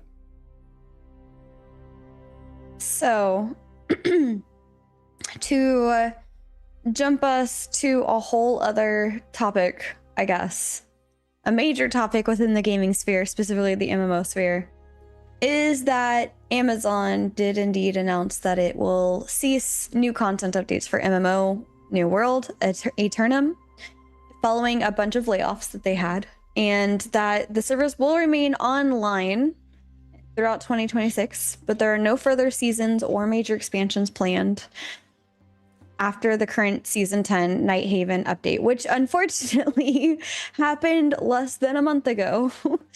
So, really interested in how they released this expansion, DLC thing, whatever it is called, and then less than a month ago, they do a large layoff. And Steven had something to say about this. And here is his Twitter account, which is what I retweeted earlier on our Twitter account. And he says, "I'm saddened to see the decision to lay off the incredibly passionate and talented team at Amazon Games for the ending of Play New World. And it seems with the recent announcements from ZeniMax and NetEase canceling development on their MMOs, Western MMO development has taken another hard hit. The industry isn't in the best place right now, and the passionate people who make these glorious worlds suffer most from decisions often beyond their control, and in many cases, despite their successes. When I started Intrepid, it was with the desire to lift the veil on MMO development, in the hopes that my fellow gamers would see and share in the process of building one of the most complex, costly, and challenging endeavors a team can take on. As players, we often don't see the blood, sweat, and tears that go into creating the games we love. But behind every project are real people who grew up just like us, playing, dreaming, and falling in love with this genre. It is always easier to criticize, easier still to doubt, but true heroes are those who dare to dream, who build, create, and push forward through uncertainty and fear, even when the current feels against them. Negativity, whether in boardrooms or comment sections, only stifles innovation and squanders opportunity. There's no easier job than to play cynic, and no harder one than to keep pushing forward when faith wears thin. A lot of talented developers lost their jobs today. Whether you're an executive, a creator, or a player, when the time comes to show support for those who take the risks to make the games we all fell in love with, remember, your voice can mean the world. To all those affected, stay strong, keep your heads high, and above all else, just keep swimming. Just keep swimming. And a Road says, I was an Amazon SDM, but not gaming. Layoffs everywhere. This is an upper Amazon decision. Manager was an engineer 5 years ago. Oh, very nice. And the software developer monster. A super developing monster. That's what it stands for. Oh my gosh. But yeah, I think that the gaming industry is hard. I initially went to college to go into the gaming industry, and I looked at it and it didn't seem, when I viewed it, it didn't seem stable to me. It didn't seem like something I could rely on long term. It seemed kind of similar to the starving artist, where you're just hoping to get in with a good studio and hoping that that company, like many tech companies, this is a downfall of many tech companies, is that you're often overworked as a dev. And unfortunately,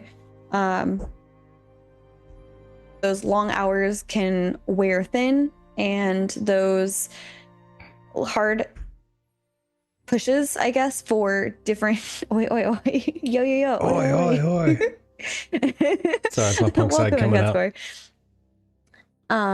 But those hard pushes towards those deadlines and things like that, and missing them or having other things come up that have you push them back, it's not easy in general. And I am grateful that I ended up pivoting into the web dev world instead of the game design world and other software things that I can take part of, because I think it would be incredibly difficult being a dev and pushing towards a milestone for something, just for that milestone to not mean anything potentially, or for you to have pushed that milestone and some other thing happened and there's this huge delay and there's a big backlash from the community because something happened that caused you to delay.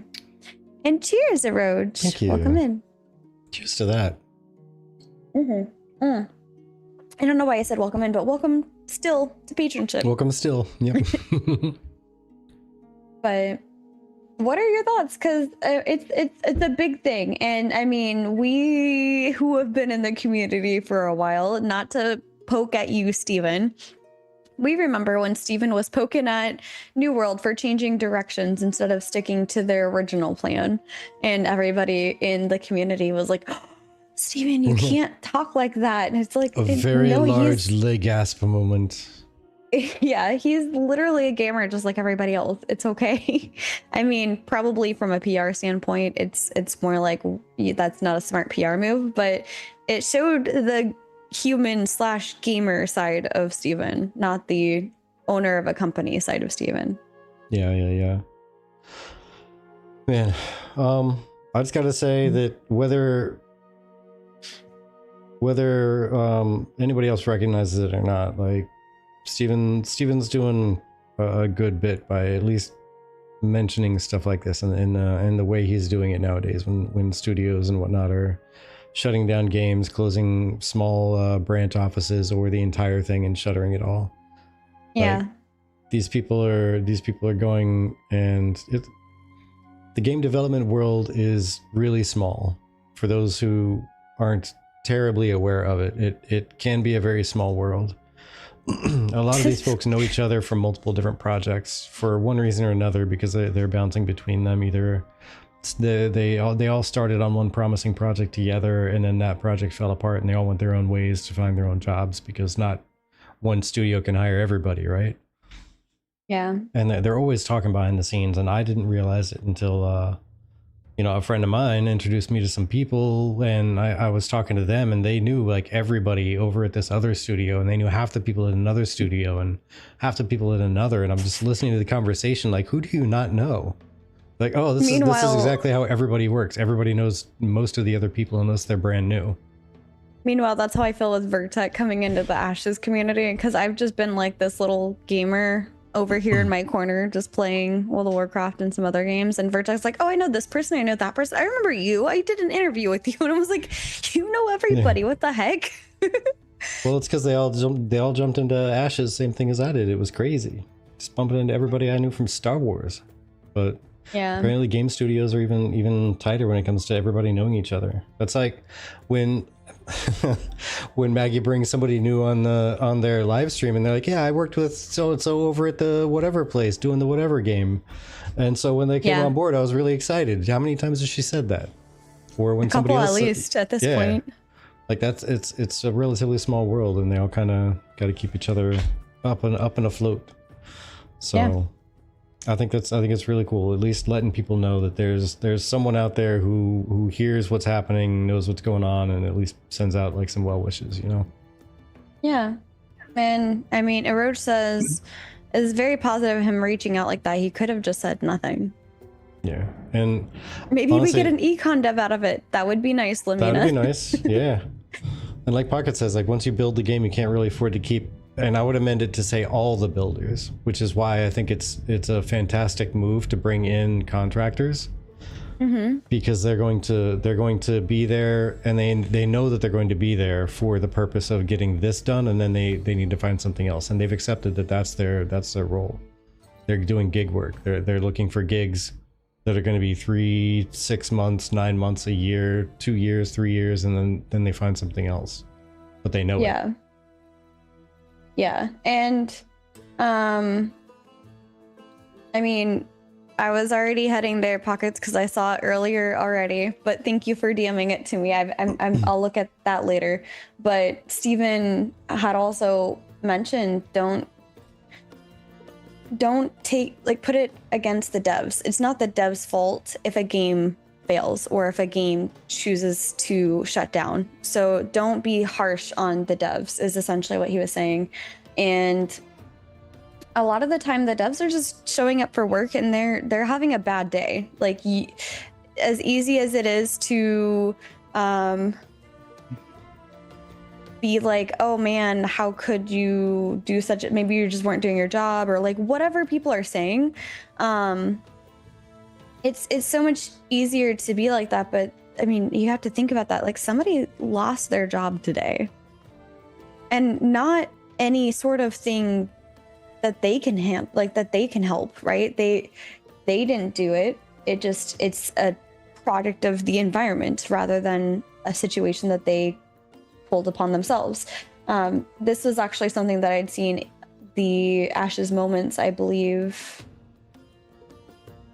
Nope, it was AOC News. AOC News had posted this 4 hours ago, and I have it in our other tab, or my other tab, saying don't hold it against the devs. Ultimately, the industry is just going through a significant turmoil these past couple of years. And the passionate developers that love what they do end up paying the price for the decisions far above their purview. And it's true. I mean, we see this happen across the industry. It's not just devs. Anybody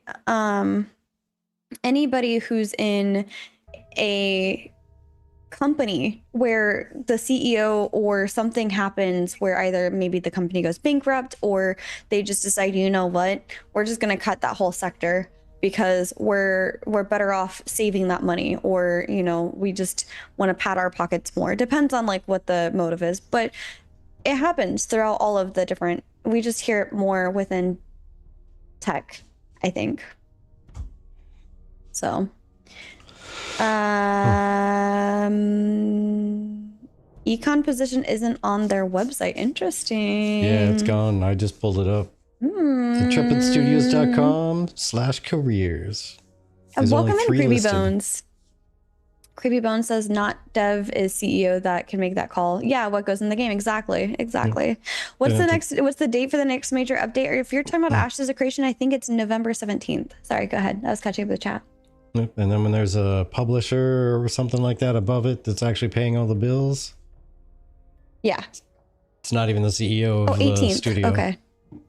I was close. Well, 17th or the 18th. I couldn't remember exactly which one. 17th's a Monday, so. Monday for them to get in the office and get everything going. True. By the way, heads up for tomorrow, for those of you that are still actively testing Ashes, it will be down for 4 hours tomorrow for maintenance. It's not version 17 going in. It's just some other maintenance that they're doing. Because I got my vacation time set. Nice. I really feel the good thing on Intrepid is once they get the networking tech, the money to upkeep the game is coming from that stuff as opposed to the players. But this is also why I like sub as opposed to just box cost. Yeah, absolutely. Yeah. I mean, I feel like Vertec and I are in a similar boat where if we can figure out other ways to monetize ourselves versus just always relying on subscribers, it would be much better off. It alleviates a lot of pressure getting income from elsewhere. Just saying, I just got to finish building that Only Vex website. Someone told me that they didn't want an Only Vex. They're like, ew, stinky Vex. Well, you know, maybe Vex just aren't for you, and that's fine, And there's a niche for everyone. Everyone has their thing, okay? I need my Venkai. I mean, I'm finishing my Only Beards. There we are. There we are. Oh my god, you guys are silly. We did promise a hot tub stream at some point, and we were talking about putting Vertex VTuber in a hot tub scene. Yep. Still need Tolnar on character creator so I can sculpt Tolnar feet and make a new scene. Oh, that's grody. That's terrible. I mean, it's amazing, but it's terrible. Thanks, I hate it. As a future Tolnar, I laugh at your impatience for your raises. Yeah, well, I don't have an impatience for mine. I was like, mine's coming eventually. And then I was like, just playing around as a Vec. Because I'm determined, once we get the full the full character creator in, I'm determined to make a pretty Vec. But I wanted to go back to something Atash said that we read privately, Vertec. So Atash had said earlier in our stream, what do you guys think about the New World situation? I think Steven knew about this from devs that they got from New World. And that's why they wanted to advertise Ashes in November to collect New World players. It's an interesting thought. You decide what my two tunes will be. Oh, pockets. If the game blows up, so your viewer. Aw, thank you, Furia. Vertec is a pretty Vec. Trade seekers going around, absolutely, probably. Like, I mean, unless they make them sign NDAs, which is not uncommon. It's possible. It's possible. You never know. You never know. True. Again, the whole everybody knows everybody thing. Word may have gotten around. It's crazy when it's your husband who knows like half the gaming community. You're like, how do you know everybody? I just happened to stop by. I didn't know they were gonna.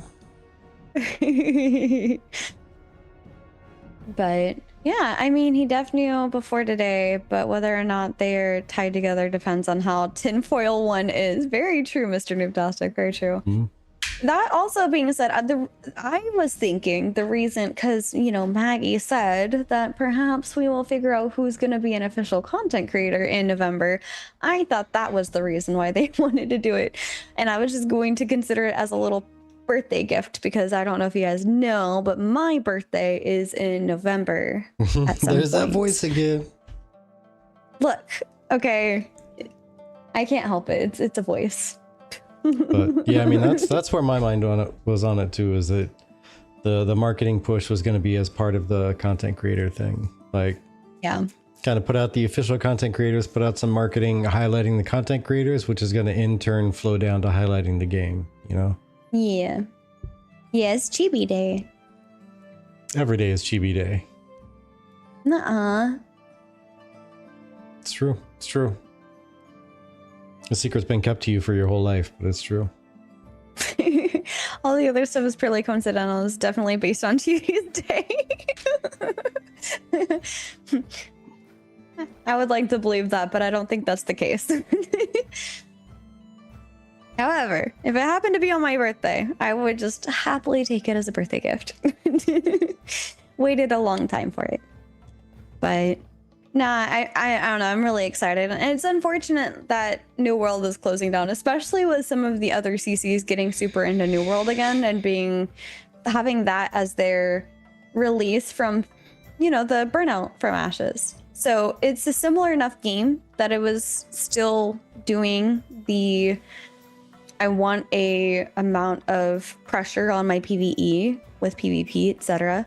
And I think that it was similar enough in terms of intention that it's not a bad fallback game. I don't know. I still don't really want to go into World of Warcraft, but their housing looks rather interesting. And everything else I've played, I'm just not really feeling like going back into it. And that's why we've been playing other games like Voyages of Nira and other stuff. So I'm gonna start picking up the scary games again. Yeah, Vertec did, yeah. The fact that New World started to pick up just to be killed sucks for those players. Absolutely, Lamina. Yeah. And I mean, somebody made a comment about it being at its highest peak in recent history in terms of like the last couple of years. And for it to finally hit what I think 50k concurrent players just for it to be killed off is unfortunate. And I don't know the reasoning behind it. I don't really need to know the reasoning behind it. It's not a game that we're following intensely. But one rumor I heard was that they're pulling devs off of New World to focus on Lord of the Rings, which Vertec and I were talking about in the car while we were going out to... I picked up a rice cooker so I can make some sushi at home. And so we were just in the car talking about the New World thing. And it's mainly because I saw Lev bring it up in our Discord while I was driving. I saw it ping as we were heading out the door about New World, and I was like, oh yeah, I saw that today. But it's one of those things that Vertec and I came to the conclusion that at the end of the day, unfortunately, Lord of the Rings is probably going to have a lot more fan base than a random IP, because it already has such a big fan base. How well they do, I mean, there's people that have played games that sucked because it was their favorite IP. So that remains to be seen. New World setting had some questionable issues, so that makes sense. My wife was shocked I never owned a rice cooker. I've never owned one until today. Yeah, don't tell anyone, but neither have I. I've always just used a pan with a lid. I've never even made rice before. So this is a big chibi step in learning how to make rice. So I expect there to be a tavern chat that pops up, maybe like a kitchen chat with food plate pics and stuff as I learn how to make things. Rice and rice cookers are goated. Please do. Okay, I will. Dusty pulled up their Steam player numbers. Overall, every update gained fewer and fewer players. Unfortunately, there was a post where AGS is moving away from all MMOs. Oh man. Shh. Yeah, I mean, honestly, it may have just absolutely been, I mean, like Chibi was saying, just it was literally just a move of, you know what? If we need to hire like 70 devs for this Lord of the Rings thing, why don't we just take everybody from New World? It's not doing very well anyway. Just put it out of its misery, bring them over here, and get rid of everybody else. Oof. Drop in new players is 50% or more. Yeah. Oh man, that sucks. This is a bit of news for me because I thought they were stopping making MMOs in general. Or at Yeah, least that's what someone told me. that's what somebody else said in chat. I have not looked. I'm gonna say what I am saying is hearsay. I have not fully researched this because I love you guys. I don't care about New World that much. I'm sorry. My heart goes out to the devs and my heart goes out to the players. And the devs, because you guys probably put in a lot of time and effort on a game, and for that to be shut down right after also just launching a DLC, I'm sorry. And I'm sorry that you are thrown into uncertainty with where you're going to work next. And I hope that you are able to find a new home for your career soon in a well-established or well-treating gaming company. And for the players, it always sucks losing a game. I mean, there's still a variety of players that have not overcome the loss of WildStar or some of these other games that have just shut down entirely with no other backups to them. And it's unfortunate. There's a long post that stated their desire to get out of all MMO content and move all new devs to third parties. They want to be a publisher and not a developer. And that makes sense, Master Chief, because it kind of weirded me out that Amazon was making games in the first place. Yeah. I was like, interesting. This company that like you can buy stuff and have like Audible or audiobooks suddenly just is like, I'm gonna make video games now. Okay, sure. Let's see how that goes. Not in a negative way, just a interesting. You can measure the right depth by gently placing the tip of your pointer finger on top of the rice and measuring from there. See photo below.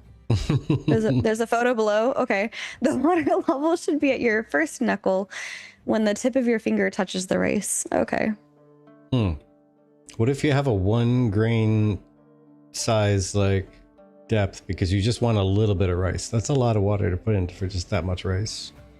Yeah, I took notes of Peoria saying 1 cup rice, 1 1/2 cup of water. Cut through. I'm sorry, Bruja. I'm sorry, but it's just I never liked the idea of New World myself. So, and I'm not like praising it dying or anything, but I just didn't care enough to like dig super deep into it. I was like, oh, that sucks. Well, yeah, that's the old school method. Learned that when I was a kid. Ah, okay. Oi. Oh, no, not you. All of them cutting it right after launch of the new season. Yeah, that is weird. Like, it's been less than a month and they've cut it. I think that has got to be rough. The decision was probably made before that went out, to be honest. And it was just I guess maybe it was like a last hurrah at money, maybe. Or it was a, hey, they're working on a thing. Let's just put that out. Let's just start making the moves because there's a lot of moving pieces. Let's just start making the moves to get everything taken care of after that goes out. We'll make the announcement, let's say about a month after we get together and make sure the strategy is all set, and we'll exit that by the end of the year. I honestly, Master Chief, I had no idea why this decision was made. It could have been made today. It could have been made 6 months ago. It could have been made a year ago. I have no idea. Sometimes things just happen and people lose funding or investors pull out or what have you. And I had no idea what went into this decision. So, yeah. I loved New World. It was amazing, but I gave it 2 different chances and I just couldn't put faith into the game based on what I saw. Yeah.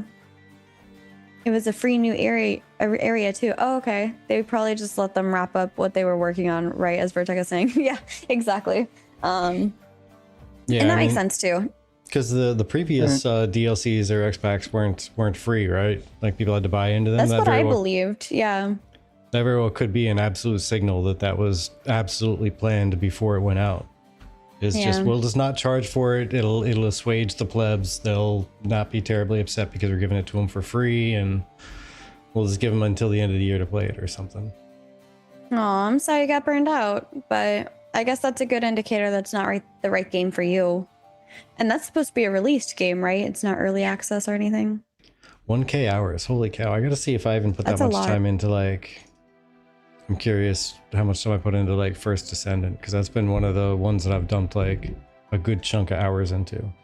Yeah, it's about 1,000 hours. So yeah, I could see that. I've been in the position of working for a company for 7 months after they announced we were shutting down. The ramp down was a lot of work. Ah, okay. Well, it was a GW payment type game. Guild Wars? Guild Wars payment type game? Oh, I think, okay, you just pay for the box and no Yeah. sub. Box cost, no Got sub, it. yeah. Yeah, that makes sense. Like, you can see like the gears turning in my head as I'm trying to like process that. What does that mean? Which honestly, that's I another thing to understood. look out for. Guild Wars 3 when that comes out, that's gonna be another monster. I'm curious to see what that looks like. Yeah, I heard that that's coming soon. I hope they gave their devs at least some sort of heads up. That's what I'm hoping to, and I hope that it gave them enough chance to start looking elsewhere so that they know, like, hey, this is my last day, etc. Because again, I don't know, the way it sounded to me from the community is like, this just happened, and I'm just imagining like chaos ensuing. You just show up to work and it's like, yeah, we're done, and they're like, no, you know, not the No Man's Sky devs new game. I want the No Man's Sky devs new game. Oh, the dev from No Man's Sky, he has a new game. What game is that? Guild Wars 3. I don't know. I didn't even know there was a Guild Wars 3 coming out by NCSoft. Okay. March 2024 is the announcement of it. It's in development. Okay, but like when? Who knows? But they've got a bunch of money stacked, I'm pretty sure. Light, no fire. Interesting. 5K hours myself from launch until after the Angry Earth X-Pack. Interesting. My personal belief is a reasonably priced sub fee indicates the company is confident in their long-term lifespan. If you're a WoW, you charge all the fees and sell tokens for in-game goods. Yeah, if you're WoW, you're just like, Activision's hungry for money, so we're just gonna give you all the ways to give us as much money as possible. WoW was just confident that everybody is so hooked or has a friend that's hooked even worse than they are. Therefore, they're still going to have a sub base for a long time. And by the way, if you don't like to play all the time, you can just buy money. That's pretty cool, isn't it? Yeah. I mean, I understood the direction they were trying to go with like respecting the casual player's time, but like that's just, at that point, you just need to make a different version of the game for the casuals. They did. It's called Looking for Raid. Fair. WoW just treats their players like a bunch of crack addicts. I mean... And are they wrong, though, is the question. I'm not saying they are or they're not. I'm not adding my opinion to it. I'm just saying, are they wrong, though? Okay? Are they wrong, though? Community is pretty competitive and fun. Open mic deal is fun, too. I played Arcade for 10 years, went through 3 companies before the close... Wow. Okay, I didn't know that. That's crazy. Not that I'm condoning Blizzard for doing that, but I place the majority of that blame on the players. Like, some people don't have the willpower to like just say no. Just say no, okay? Okay, good. It's called the WARE program, the WoW Awareness and Resistance Education Program. We need to get it started, okay? I mean, there's a reason why I'm being so strict with myself to not go back to World of Warcraft, because I love World of Warcraft. Don't get me wrong. I loved when I played it. But as Activision took over and I became more greedy and it felt like the same thing, different X-Pack. I didn't want to anymore. And yes, you have the pretty new freehold building things. I don't think that's a good enough reason for me. I can go do that in freaking Voyages of Nero with my guild. Yeah, we just did a speed run of that during the charity stream. It was great. Yeah, that was really fun. Actually, I had so much fun on that. I want to go back through that, record the settlement, or at least I guess go back through and take clips from your perspective of that. Yeah. So But that's by why the I've way, cut all Blizzard games. yeah. By the Yeah, way, that's welcome fair. back in there, zombie. Yeah, Saw I you asked him. I was like raid and run. I was making sure that because he said he had to deal with a war. I was like, hopefully an end game war. Yeah. He's like, yes. How'd it go? Hey, no reason to apologize. You brought your friends over here. We should be Yeah. apologizing for, I don't know, something along the Sometimes way. we have to raid and run. There's really no reason to be apologetic over that. Yeah. Like, life is life. You brought your friends over We- here. That's a good thing. No need to apologize for nothing. Oh, fair. Yeah, that's the thing that you can't really do live. Yeah. Exactly. So If you're drinking absolutely. problems at a bar, don't buy alcohol. Yeah, same. Sorry. I'm just reading to myself.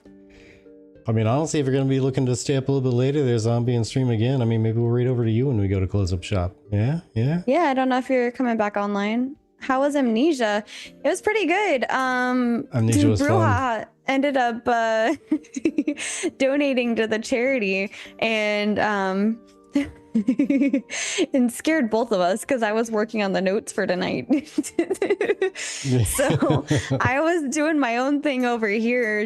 I was like looking at Vertec on this screen over here and just like watching him. And then I turned over here to like do something. And I'd already heard the suspenseful music kind of building up over here from his game. And then suddenly I hear the door. And I was like, Yeah, I was what is that? 'Cause it was confused because extra loud in my ears. it startled me a little bit, but at the same time, I was like, where the hell is there a creaky door? Is that thing casually opening a door now? This giant behemoth, crazy human mutant thing? I was looking around like, what the hell just happened? Oh, that's right. We just covered that like 30 minutes ago. I'm glad I at least told you so that you could make sure that the audio was on, because I was hoping it would just auto connect and like update for you, but I don't know. The idea of it jump scaring you was funny, and then of course by default, because I'm typically monitoring it, I have it open in case so I can make sure I check in if anybody ends up donating, because FYI, it's still going. We're doing it until December 1st. Vertec wanted us to keep it going. So the donations are still open. The rewards are still there. Vertec also confirmed he would absolutely jump on a live stream to shave his head if somebody donated the 1K for the charity.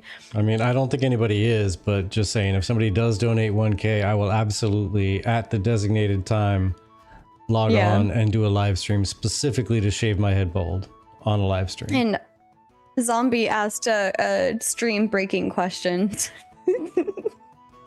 on if I would dye my hair 4 different colors if somebody else donated another 1K. And the stream crashes. Yeah, and then the stream crashed right after. But no, for mine it's I think $500. I didn't want I feel like even $100 is crazy to me, but I didn't want it to be $1,000 to just dye a portion of my hair, but the $500 would be taking my new bangs here and dyeing them pink after bleaching it, and then the rest of my hair would go black. So yeah, I mean, honestly, for even shaving my head bald, it probably should be more like a 500 or something, but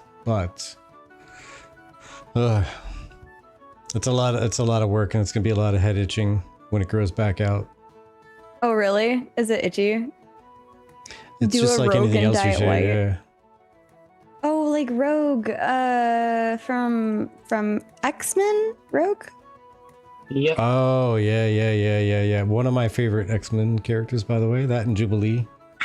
I did it. I had it right, but I'd have to dye the rest of my hair like reddish color, which means I'd probably have to bleach my whole head, and that terrifies me. My hair is very fine, so it damages easily. I have to be very, very careful with my hair. I have a lot of it, but it doesn't look like I have a lot of it because it's very fine. Rogue is just OP, yeah. Rogue Rogue was absolutely 80s just boys OP. dream girl. Yeah. She's got that whole tragic romance thing going. Like, can't really engage with any romantic interest because she'll just sap him into a zombie, and then dead. She should date the person that accidentally turns people into stone. Because she might zap them into a zombie and they might zap her into a stone. It's equally tragic. Yeah. Yeah, I liked Will, but I was a Storm main.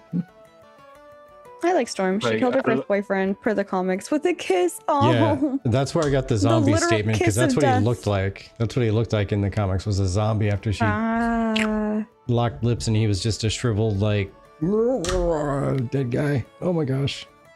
Yeah. And she was traumatized Aw. from that point forward. That's why she always wore I gloves. would be too. If I kissed you and then suddenly you were dead, I would be absolutely traumatized. I don't think I'd kiss anybody else for the rest of my life. Should have called her Black Widow. Oh my god, Master Chief. Oh my gosh. I mean, accurate. Oh my God. Accurate, but oh lordy. Dude, I want to do Psylocke as a cosplay. That's the next cosplay I would like to do. Oh, and Zoe from K-pop Demon Hunters. So, Mr. Dutas cheers. But yeah, and I think that's pretty much all we really have on the Tavern Talk notes for me. Now we're just chit-chatting. Yeah, now we're just shooting the breeze, because I don't think I have any burning topic as pod topics for discussion myself, if I could speak English. I am still looking for a guest this weekend. I did reach out to one person, but I haven't heard back yet. And if anybody who is a newer content creator has not been our guest and would like to be our guest, we love to have new people on. We're going to be covering the October 31st live stream for this weekend. So that'll be the topic of discussion. Would you interview Dusty if he would come? I already interviewed Dusty. Yeah, we had Dusty on. Yep. Ask Whetstone? We can ask Whetstone. Sounds good. Whetstone, let's see. I think, is that the person that you were talking about, right, Oracle? Yep, he's good. But if Friday is going to be the discussion point, it might be better to ask someone else, because he's avoiding all spoilers. He doesn't want to watch the dev streams, at least I'm for the confused. time being. He's playing completely blind. He doesn't want to know anything about the game. He wants to find out everything from playing the game. Gotcha. Okay. Okay. So yeah, he would be a bad person to have on. Yeah. Yeah. For I mean, for a lot of things, actually, I would love to have him on, but unfortunately, we cover a lot of things that the community talks about. Yeah. And people are going to ask questions, and people are going to put forward stuff, and yeah. But yeah, we do pretty much the same thing, Master Chief. We don't really like using third-party websites. If I can avoid, if somebody else tells me because they found out on a third-party website, that's their prerogative. I would rather find out through like being in game rather than using some sort of third-party website for it. I mean, I use third-party websites like Wiki, and I use... the Wiki, definitely not the Codex. I don't want to use the Codex at all. But the Wiki, I that's my exception. And anything that involves like planning. And Phantasma, I think Phantasma rated us. So Phantasma would be a great person to get on. So let me go find Phantasma's Discord. I forgot what Phantasma's name was. Hey, thank you, Big Red Jeff, thank you. Thank you for that. I have it right here because he rated me. There it is. Phantasma Pelu. Yep. And it's also in your DMs from me.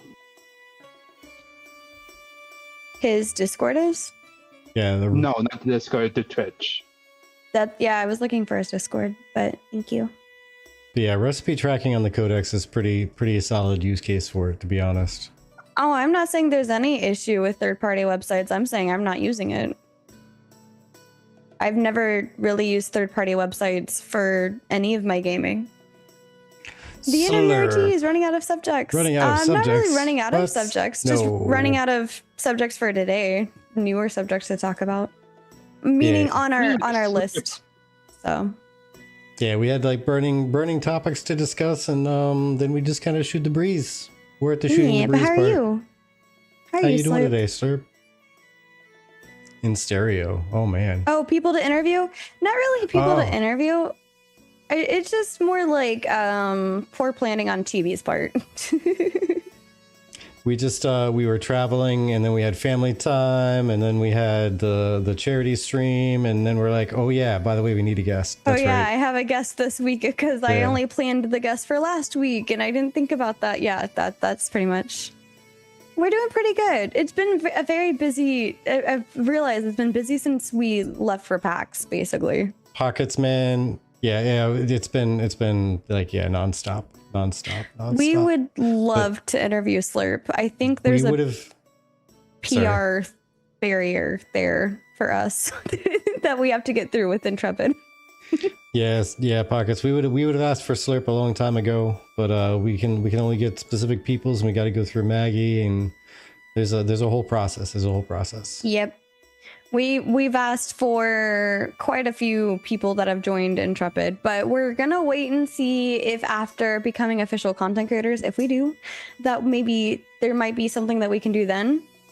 Because once upon a time, we were pretty well known for getting Intrepid folks on. So we've had Steven on twice at this point. We've had Maggie and we've had Lieutenant Toast. And we were trying to get, I think, Roshan or Vachnar. I think Vachnar was first. We were trying to get whoever came first on, and it was going in the right direction. And then I don't know what happened. We ended up taking a lot of time getting our... Red Bull makes your dog speak in Spanish. Oh my gosh. Nice. That's funny. But like we took a lot of time because at that time we were doing our live streams over on Twitch, and then we tried to edit them and put them up on YouTube. And at some point we finally caught up with getting all of our podcast episodes on YouTube and are now dual streaming, so we don't have to deal with that because Vertec is amazing at audio and is able to get the audio queued up in a way that it sounds good right off the bat. I just have to get rid of the lengthy countdown timer, which I keep forgetting to do. So I'm reminding myself in the future to do those.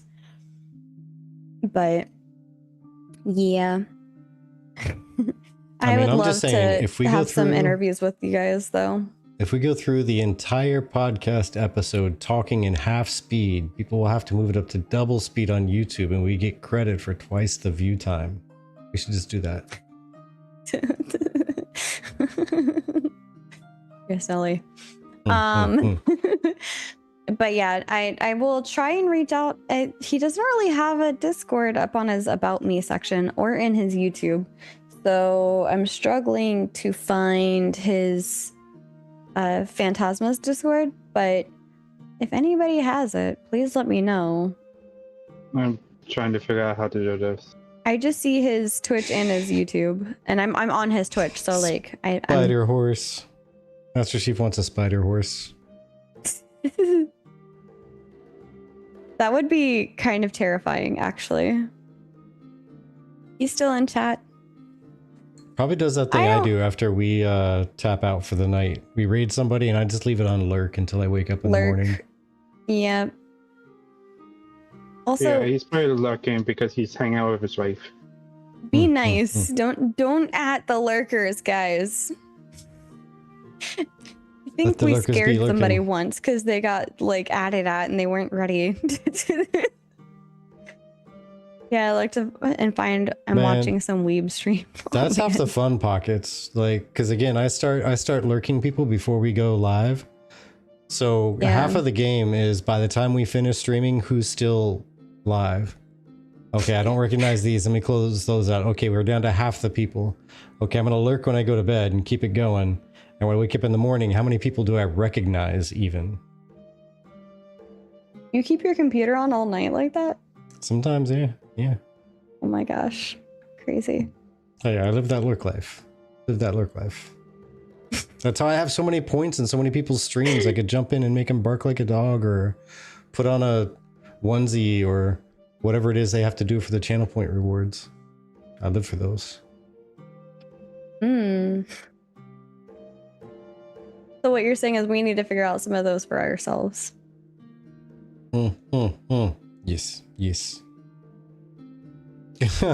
Yeah, No. exactly. Maybe. Aw, you know what? I'm gonna follow him on my personal account because he's one away from 100 right now. Phantasma is. Ugh. Okay, well, he's gonna have to have 101 follow nations. Follow. There we go. Okay, but oh, it does work. Okay, sorry. I got a notification from. I'm gonna be running a one-shot for Fablecraft on Start Playing Games, and Yeah. I got a notification that somebody joined my my game, and it's the first person I've ever had join my game. So I was like, oh, it's working. Nice. It's happening. It's happening, you guys. For those that don't know, I'm trying to do some fun stuff on the side that helps supplement TGF's income, like doing DMing for D&D and Fablecraft through Start Playing Games, and I signed up for my first ever gig, I guess, and I put it up there, and I just now had the first ever person join my game, and I thought that was really, really cool. Nice. So yeah, doing a Halloween one shot that we did this last weekend. That was the practice run for me. Now I know what's happening, and not to let people kick the pumpkins. Or let them if they're struggling. Who knows? Not safe to click on. They get your computer hack and your information still too. Use Google Safe Information. Sorry. Good typing, England. Well, also, like, for me, it's a personal thing. I like figuring out things myself. I don't really like, I feel like going to the third party to figure out where something is feels a little like cheating versus figuring it out myself. And that's the fun part for me. So whenever I start playing games, especially strategy games or puzzle games, I really love figuring it out myself. And I also really dislike people telling me what happens in games or in TV shows, even if it's not spoilery. It's that mystery and figuring it out or like experiencing it that I like, not just knowing what the story is. If I just wanted to know what the story was, I would have just looked it up. But it's experiencing the story. It's experiencing finding something that's really neat and being like, oh my God, I found that. That's so cool. I've been looking for that forever. And now I know where it is because I remembered it because I experienced it. And it means a lot more to me. I just play games differently, I think. And I didn't really have, I mean, sure, you've got icy veins and things like that for World of Warcraft, but I didn't really use that when I was little. I just figured it out, and I had a lot of enjoyment doing so. The Legend of Chibi, the legendary GM begins. Oh man, I hope. But yeah, that's one thing I am working on. Oh, sorry. Yeah, it's like me with the amnesia thing. When I was going through that, Yes. It was like really hard to figure out how to even play that game. But you know, some of it kind of felt like, yeah, I had amnesia, trying to figure out what the heck to do and how to play the game because the controls are so weird, right? So I guess it kind of fits the theme. Yeah, exactly. How do I do this again? Oh yeah, that's right. I gotta open my menu. I gotta click on the thing. I gotta right click and then left click to get it to work. This is complicated. Things should be easy. Meanwhile, I'm over here like I would have given up ages ago. What is this Discord? Ah, thank you. Ooh-ha. Donka Donka? Eat that. Wait, why did I say that? You're not thanking me, you're thanking him. There we go. Thank you. And brain just clicked into autopilot. It did. Took a minute to find it in his last stream. Well, I appreciate your effort, Master Chief. Thank you. I was gonna say something, but I forgot what I was going. Oh, I am working on something with my speech. One thing I would like to work on is not saying and a lot.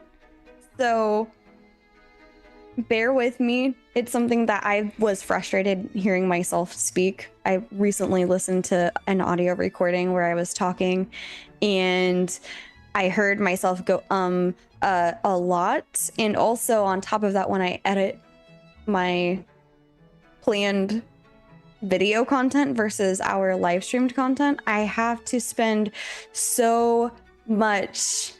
I'd like to it also. Okay. Old timer's disease. Right.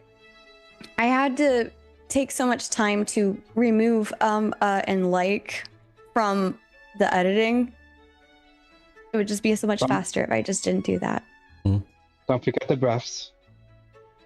Yeah, I don't breathe. That doesn't exist. As a figment of imagination, Chibi does not breathe. But you don't think I say it often. Okay. I try to only say like when I'm trying to refer something to something else, when something is like another thing. But yeah, and those are hard. My grandmother used to be like, no, I don't know, actually. I had a but phase. But grammatically correct usage. Yeah, I'm trying to use it only in that. Instead, I wanted to use for instance instead of like. Yeah, I do that shit all the time. The word like is turned into just a comma nowadays. It's like so totally real. It's like, like that thing, like, like, and then I was like, whatever, okay? But that is something that I'm working on, and one thing I'm reminding myself actively while I'm talking is when I need to take a break, just let it be silent. Don't say don't say just let it be silent. It's okay. And I was telling Vertec, yeah? Oh, go ahead. I was telling Vertec, I thought part of the reason why I started the bad habit of going and is sometimes we get some very chatty guests, and if you have one slight second of silence, somebody else jumps in there, even if you didn't finish what you were talking about. And I think I built it up as a, hey, I'm not done talking yet mechanism. And it's much more annoying for me to hear instead of just letting the silence be there and taking a moment to think about what I'm saying. They grew up around the valley in the 80s. Yeah, I was going to say that's a recommendation put forth by some hiring managers for interviews and such.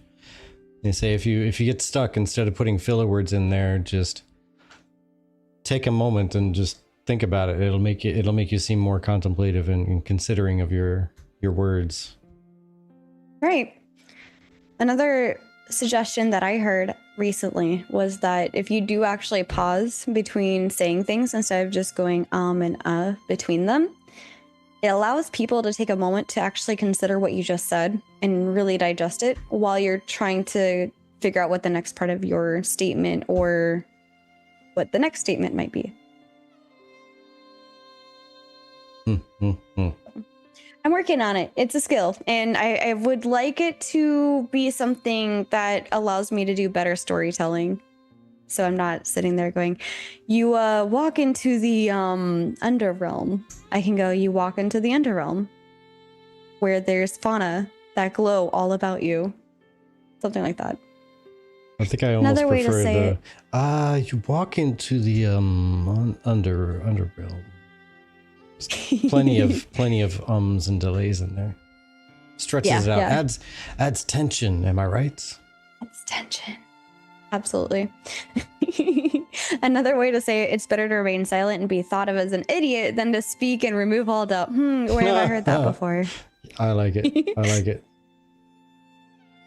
Right? That's a saying that I heard around a long time ago. That and speak softly and carry a big stick. So. All right. Well, friends. Bro, I say like in every sentence. Pausing was my biggest challenge when public speaking because my mind goes 500 billion miles an hour. That's my problem. If I don't say it soon, I'll lose the thought. Or Vertec will be like, hold that thought, and then he'll do whatever it is that he needed to say, and then by the time we've gotten back to me, I've already forgotten whatever thought I was supposed to be holding on to. Yeah, and that's you know what, noob, that's exactly me, but in the different angle is no matter what it sounds like and how I may seem on the podcast, even though I'm the more reserved one, I think between me and Chibi, depending on the topic. When it comes to actual public speaking, with a microphone in front of me and more than one or two people sitting down or standing up, I turn into Porky Pig. I just can't think straight. My brain goes blank. I have to read from a script or I don't say anything at all. And then when I'm reading from the script, I get extra nervous that I'm going to mess something up. So then I do mess something up and I get more nervous and it just spirals out of control. And so I'm hyperventilating if I talk for more than about 10 minutes. 10 minutes is kind of my limit. I don't even know why. It's weird. I don't know. Maybe there was a situation that you were dealing with. Porky Vic. Yeah. Maybe there was a situation that you were dealing with when you were younger that you don't remember. It was so scarring you blacked it out. Could be. Could be. Sounds like we should make a miniseries about it and put it on Netflix. Oh my goodness. Let's do it. Well, friends, thank you so much. Oh my goodness. Thank you so much for joining us. I don't really have anything else meaningful to chat about, but if you want to keep chatting, I will absolutely sit here and shoot the shit with you. True question for the ladies in the house. Do you really have a voice in your head replaying conversations you're constantly? Sit for hours and not think about anything. Yes and no. Yes, because sometimes that's when I do the most reliving a conversation and the most internal review of how I handled the conversation, or if there's something I could have said better. It's where I contemplate just my actions or how a conversation went, or I just relive a really funny conversation and just randomly laugh. But other times I could just sit there and stare into nothingness. But one thing I do have an issue with, kind of, is I like to listen to music a lot of the time. So if I'm not actively thinking, I'm actively listening to something. I like to think of that as processing. Basically, it's kind of like processing, but it's also self-reflecting in a way.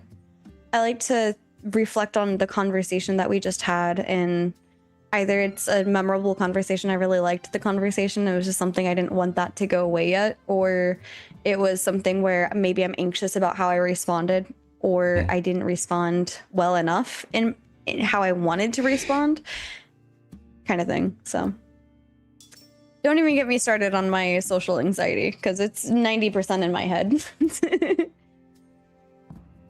Yeah, see, I can't do that. I need music. If it gets too quiet, I get antsy in my car. Yeah, I can't do that either. And I love driving. I can drive probably 18 hours a day, no problem.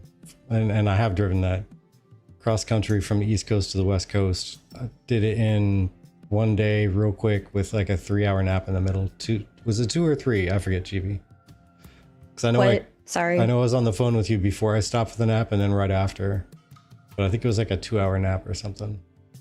I don't know. Sorry. I was reading what the chat was saying, so I missed what you said. Goodness. It's like you don't pay attention to me anymore. It's like you don't pay attention to me anymore. I'm sorry. But when it comes to driving, like there needs to be some kind of something going, either music or an audiobook or something. I mean, I still zone out and don't listen to what's going on sometimes, and by zone out, I mean, that's how I do most of my thought processing, is I get into like a chill zen whatever, and I'm basically meditating while I'm driving. Process were you everything. Talking about driving to me from where you used to live when we first met? Yeah. Oh man. Yeah, East you Coast were to on West. the phone with me that whole time because I was worried that you were gonna fall asleep or something. He's a madman when he drives, you guys. Not in a he's a crazy driver, he can drive for a very long time before taking any sleep. Oh no, I get in a mood. It's my meditation moment. I recharge, kind of, until I don't. Then it's time to hit the hotel. Yeah. Meanwhile, I took that same trip with him and I tried to swap out with him for driving, and I absolutely died halfway back. And it was to the point I didn't even notice that he hit a deer until he hit the rumble strip. That's how out of it I was. Yeah, it was kind of hilarious. I mean, it was a fairly decent sized deer. It jumped right out in the road, smacked it going 75 in like Texas, and rocked the whole entire van we were driving. Don't you know, Chibi is still here, dead asleep in the seat. I hit the rumble strip with one tire, and before the second tire hits it, she's jumped up and she's yelled, "Oh my God, what was that?" Well, to be fair though, where I lived, I did not drive more than 15 to 30 minutes anywhere. So this was multiple hours. And there was no, it wasn't a delayed reaction. It was absolutely, the rumble strip scared the shit out of me. It wasn't, I didn't even know we hit a deer until he's like very, like, I don't even know what the right word is for the state of mind you were in, but you were in a state of mind that was like not ready to communicate a whole lot because you were worried about the car and the deer. I was worried about what happened to the vehicle because it was a heavy hit. That was a big old deer. It thought it was going to take out a van. It almost did. The entire front right quarter panel was just gone. Just gone. Took the whole thing. Yeah, he was in that like handling business mode, and I was like, what the fuck is happening? He's like, shush, woman. Shush, give me time to get off the road here. Yeah, let me just give me 2 seconds. I'll explain it. We're fine. Yeah, give me a minute. But yeah, I just I had no idea that happened at all, but it was just one of those things where I was just so out of it from driving back. I think I'd gotten sick when we got back too because of how out of it that whole trip made me. But I've gotten better. I can now drive for 6 to 8 hours. But when at that point, I think I could barely drive like 2. I was like, I'm exhausted. Yeah. Which is also, ironic. A moose going up north. Jeez. Oof. Moose is That's the size of a car. It is. You're basically hitting another sturdier car. Yeah. You could be in a moving truck and it'll look you straight in the eyes. Basically. Yeah. Absolutely. What were you saying, Vertex? Sorry. I was commenting on the size of a moose. No, before that. I was saying I was saying I could only really drive up to 2 hours at that point. And yeah, I was saying it's ironic with you living in San Jose where you could go down the street and it's going to take you 2 hours. Literally, like a 5-mile drive is going to be 45 minutes to get there. Yeah. Insanity. Well, we have motorcycles for a reason. Yeah. That's the reason we bought motorcycles, because it cut the traffic time in like a third. Yeah, because the high occupancy vehicle won. Yeah. Lane splitting. 2 hours for 12 miles. That's California, basically. Lane splitting, lane filtering, yeah. all of that. Easy peasy life. Everywhere, every other state, they just don't believe in any of that stuff. Yeah. For California, it's amazing. Saddens me a little bit. Only 2 things I miss about California: the weather and the motorcycle life. Yeah, a lot of everywhere outside of California, Zeke. Yeah, basically. Some states have a "don't be a dick" rule, where basically cops won't pull you over if you're not doing anything like completely asshole-ish and unreasonable. But if you're filtering through traffic at like 10 miles an hour because they're not moving, that's fine. They won't bother you.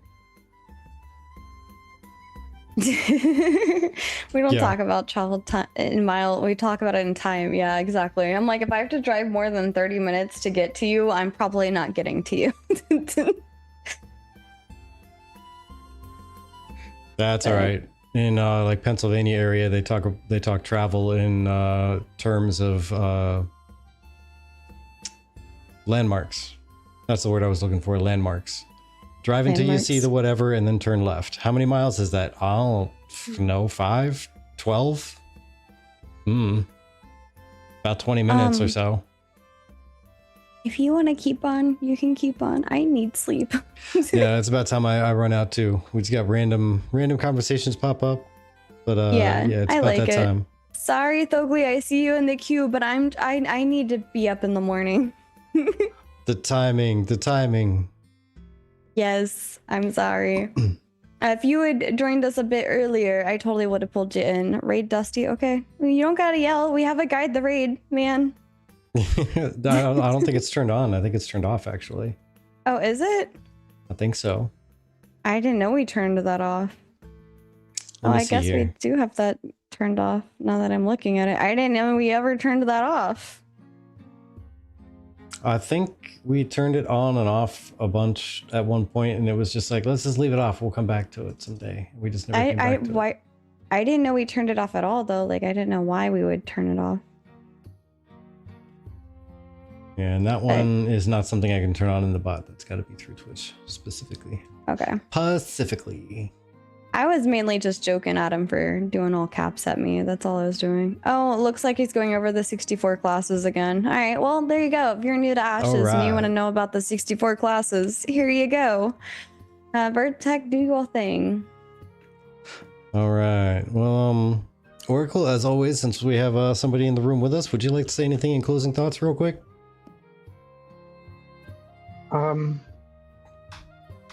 Can't wait for this Friday for the monthly dev stream. Excited to see what they showcase for the summoner preview. Mm-hmm.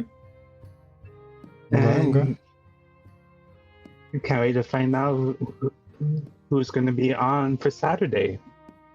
I can't wait to find out either. Time will tell. I'm looking forward to finding out, so I don't have to worry about that later. And Chibi, you have anything? I have a few things. We have our podcast this Saturday. If you like Ashes of Creation conversations, we talk about things that are happening within the community. And this week, we're going to be talking about whatever happens on Friday. So if that interests you and you would like to hear thoughts on what other people in the community think about the dev stream, among other topics, be sure to join us. It'll be 7 p.m. Eastern time on Saturday. On Sunday, we have our final Tales of Fablecraft session for the week, and that is, or for the year, really, actually. It is the Once Upon a Wildwood. It's the 5th and final session. For those that don't know, Tales of Fablecraft is a online TTRPG. You can play it for free through Steam. The DM is the only one that needs to pay for anything, which is like the modules that you run, and they're all 90-minute modules for sessions, and there's 5 sessions per module. So that's what we're doing, and I'm probably going to be doing a cozy quest on Sunday morning as well, so we have a lot going on. Outside of that, though, if you like TTRPGs and roleplay, we have TGF Tavern IRP, and if you like other indie games, we have TGF Tavern Adventure. So we have 2 new channels that focus on very different things besides Ashes, in case you were interested, and they are split. Otherwise, all things are streamed here on Twitch. Yep. And TGF Tavern Adventures is going to be basically everything that doesn't fit into the other 2. Yep, basically, including the video that I'll finally be editing here soon for PAX, and possibly another PAX video coming shortly after that. The PAX West stuff, possibly, some more PAX stuff after that. When we get the mead thing kicked off, that'll be in there. Yep. I'm gonna get this raid going while we do the last little bit here. Well, everybody, thank you so much for hanging out with us and chatting. Believe it or not, that is the greatest support you can give us, is just being here and talking and interacting and being chill in the tavern. Your time is your most valuable asset.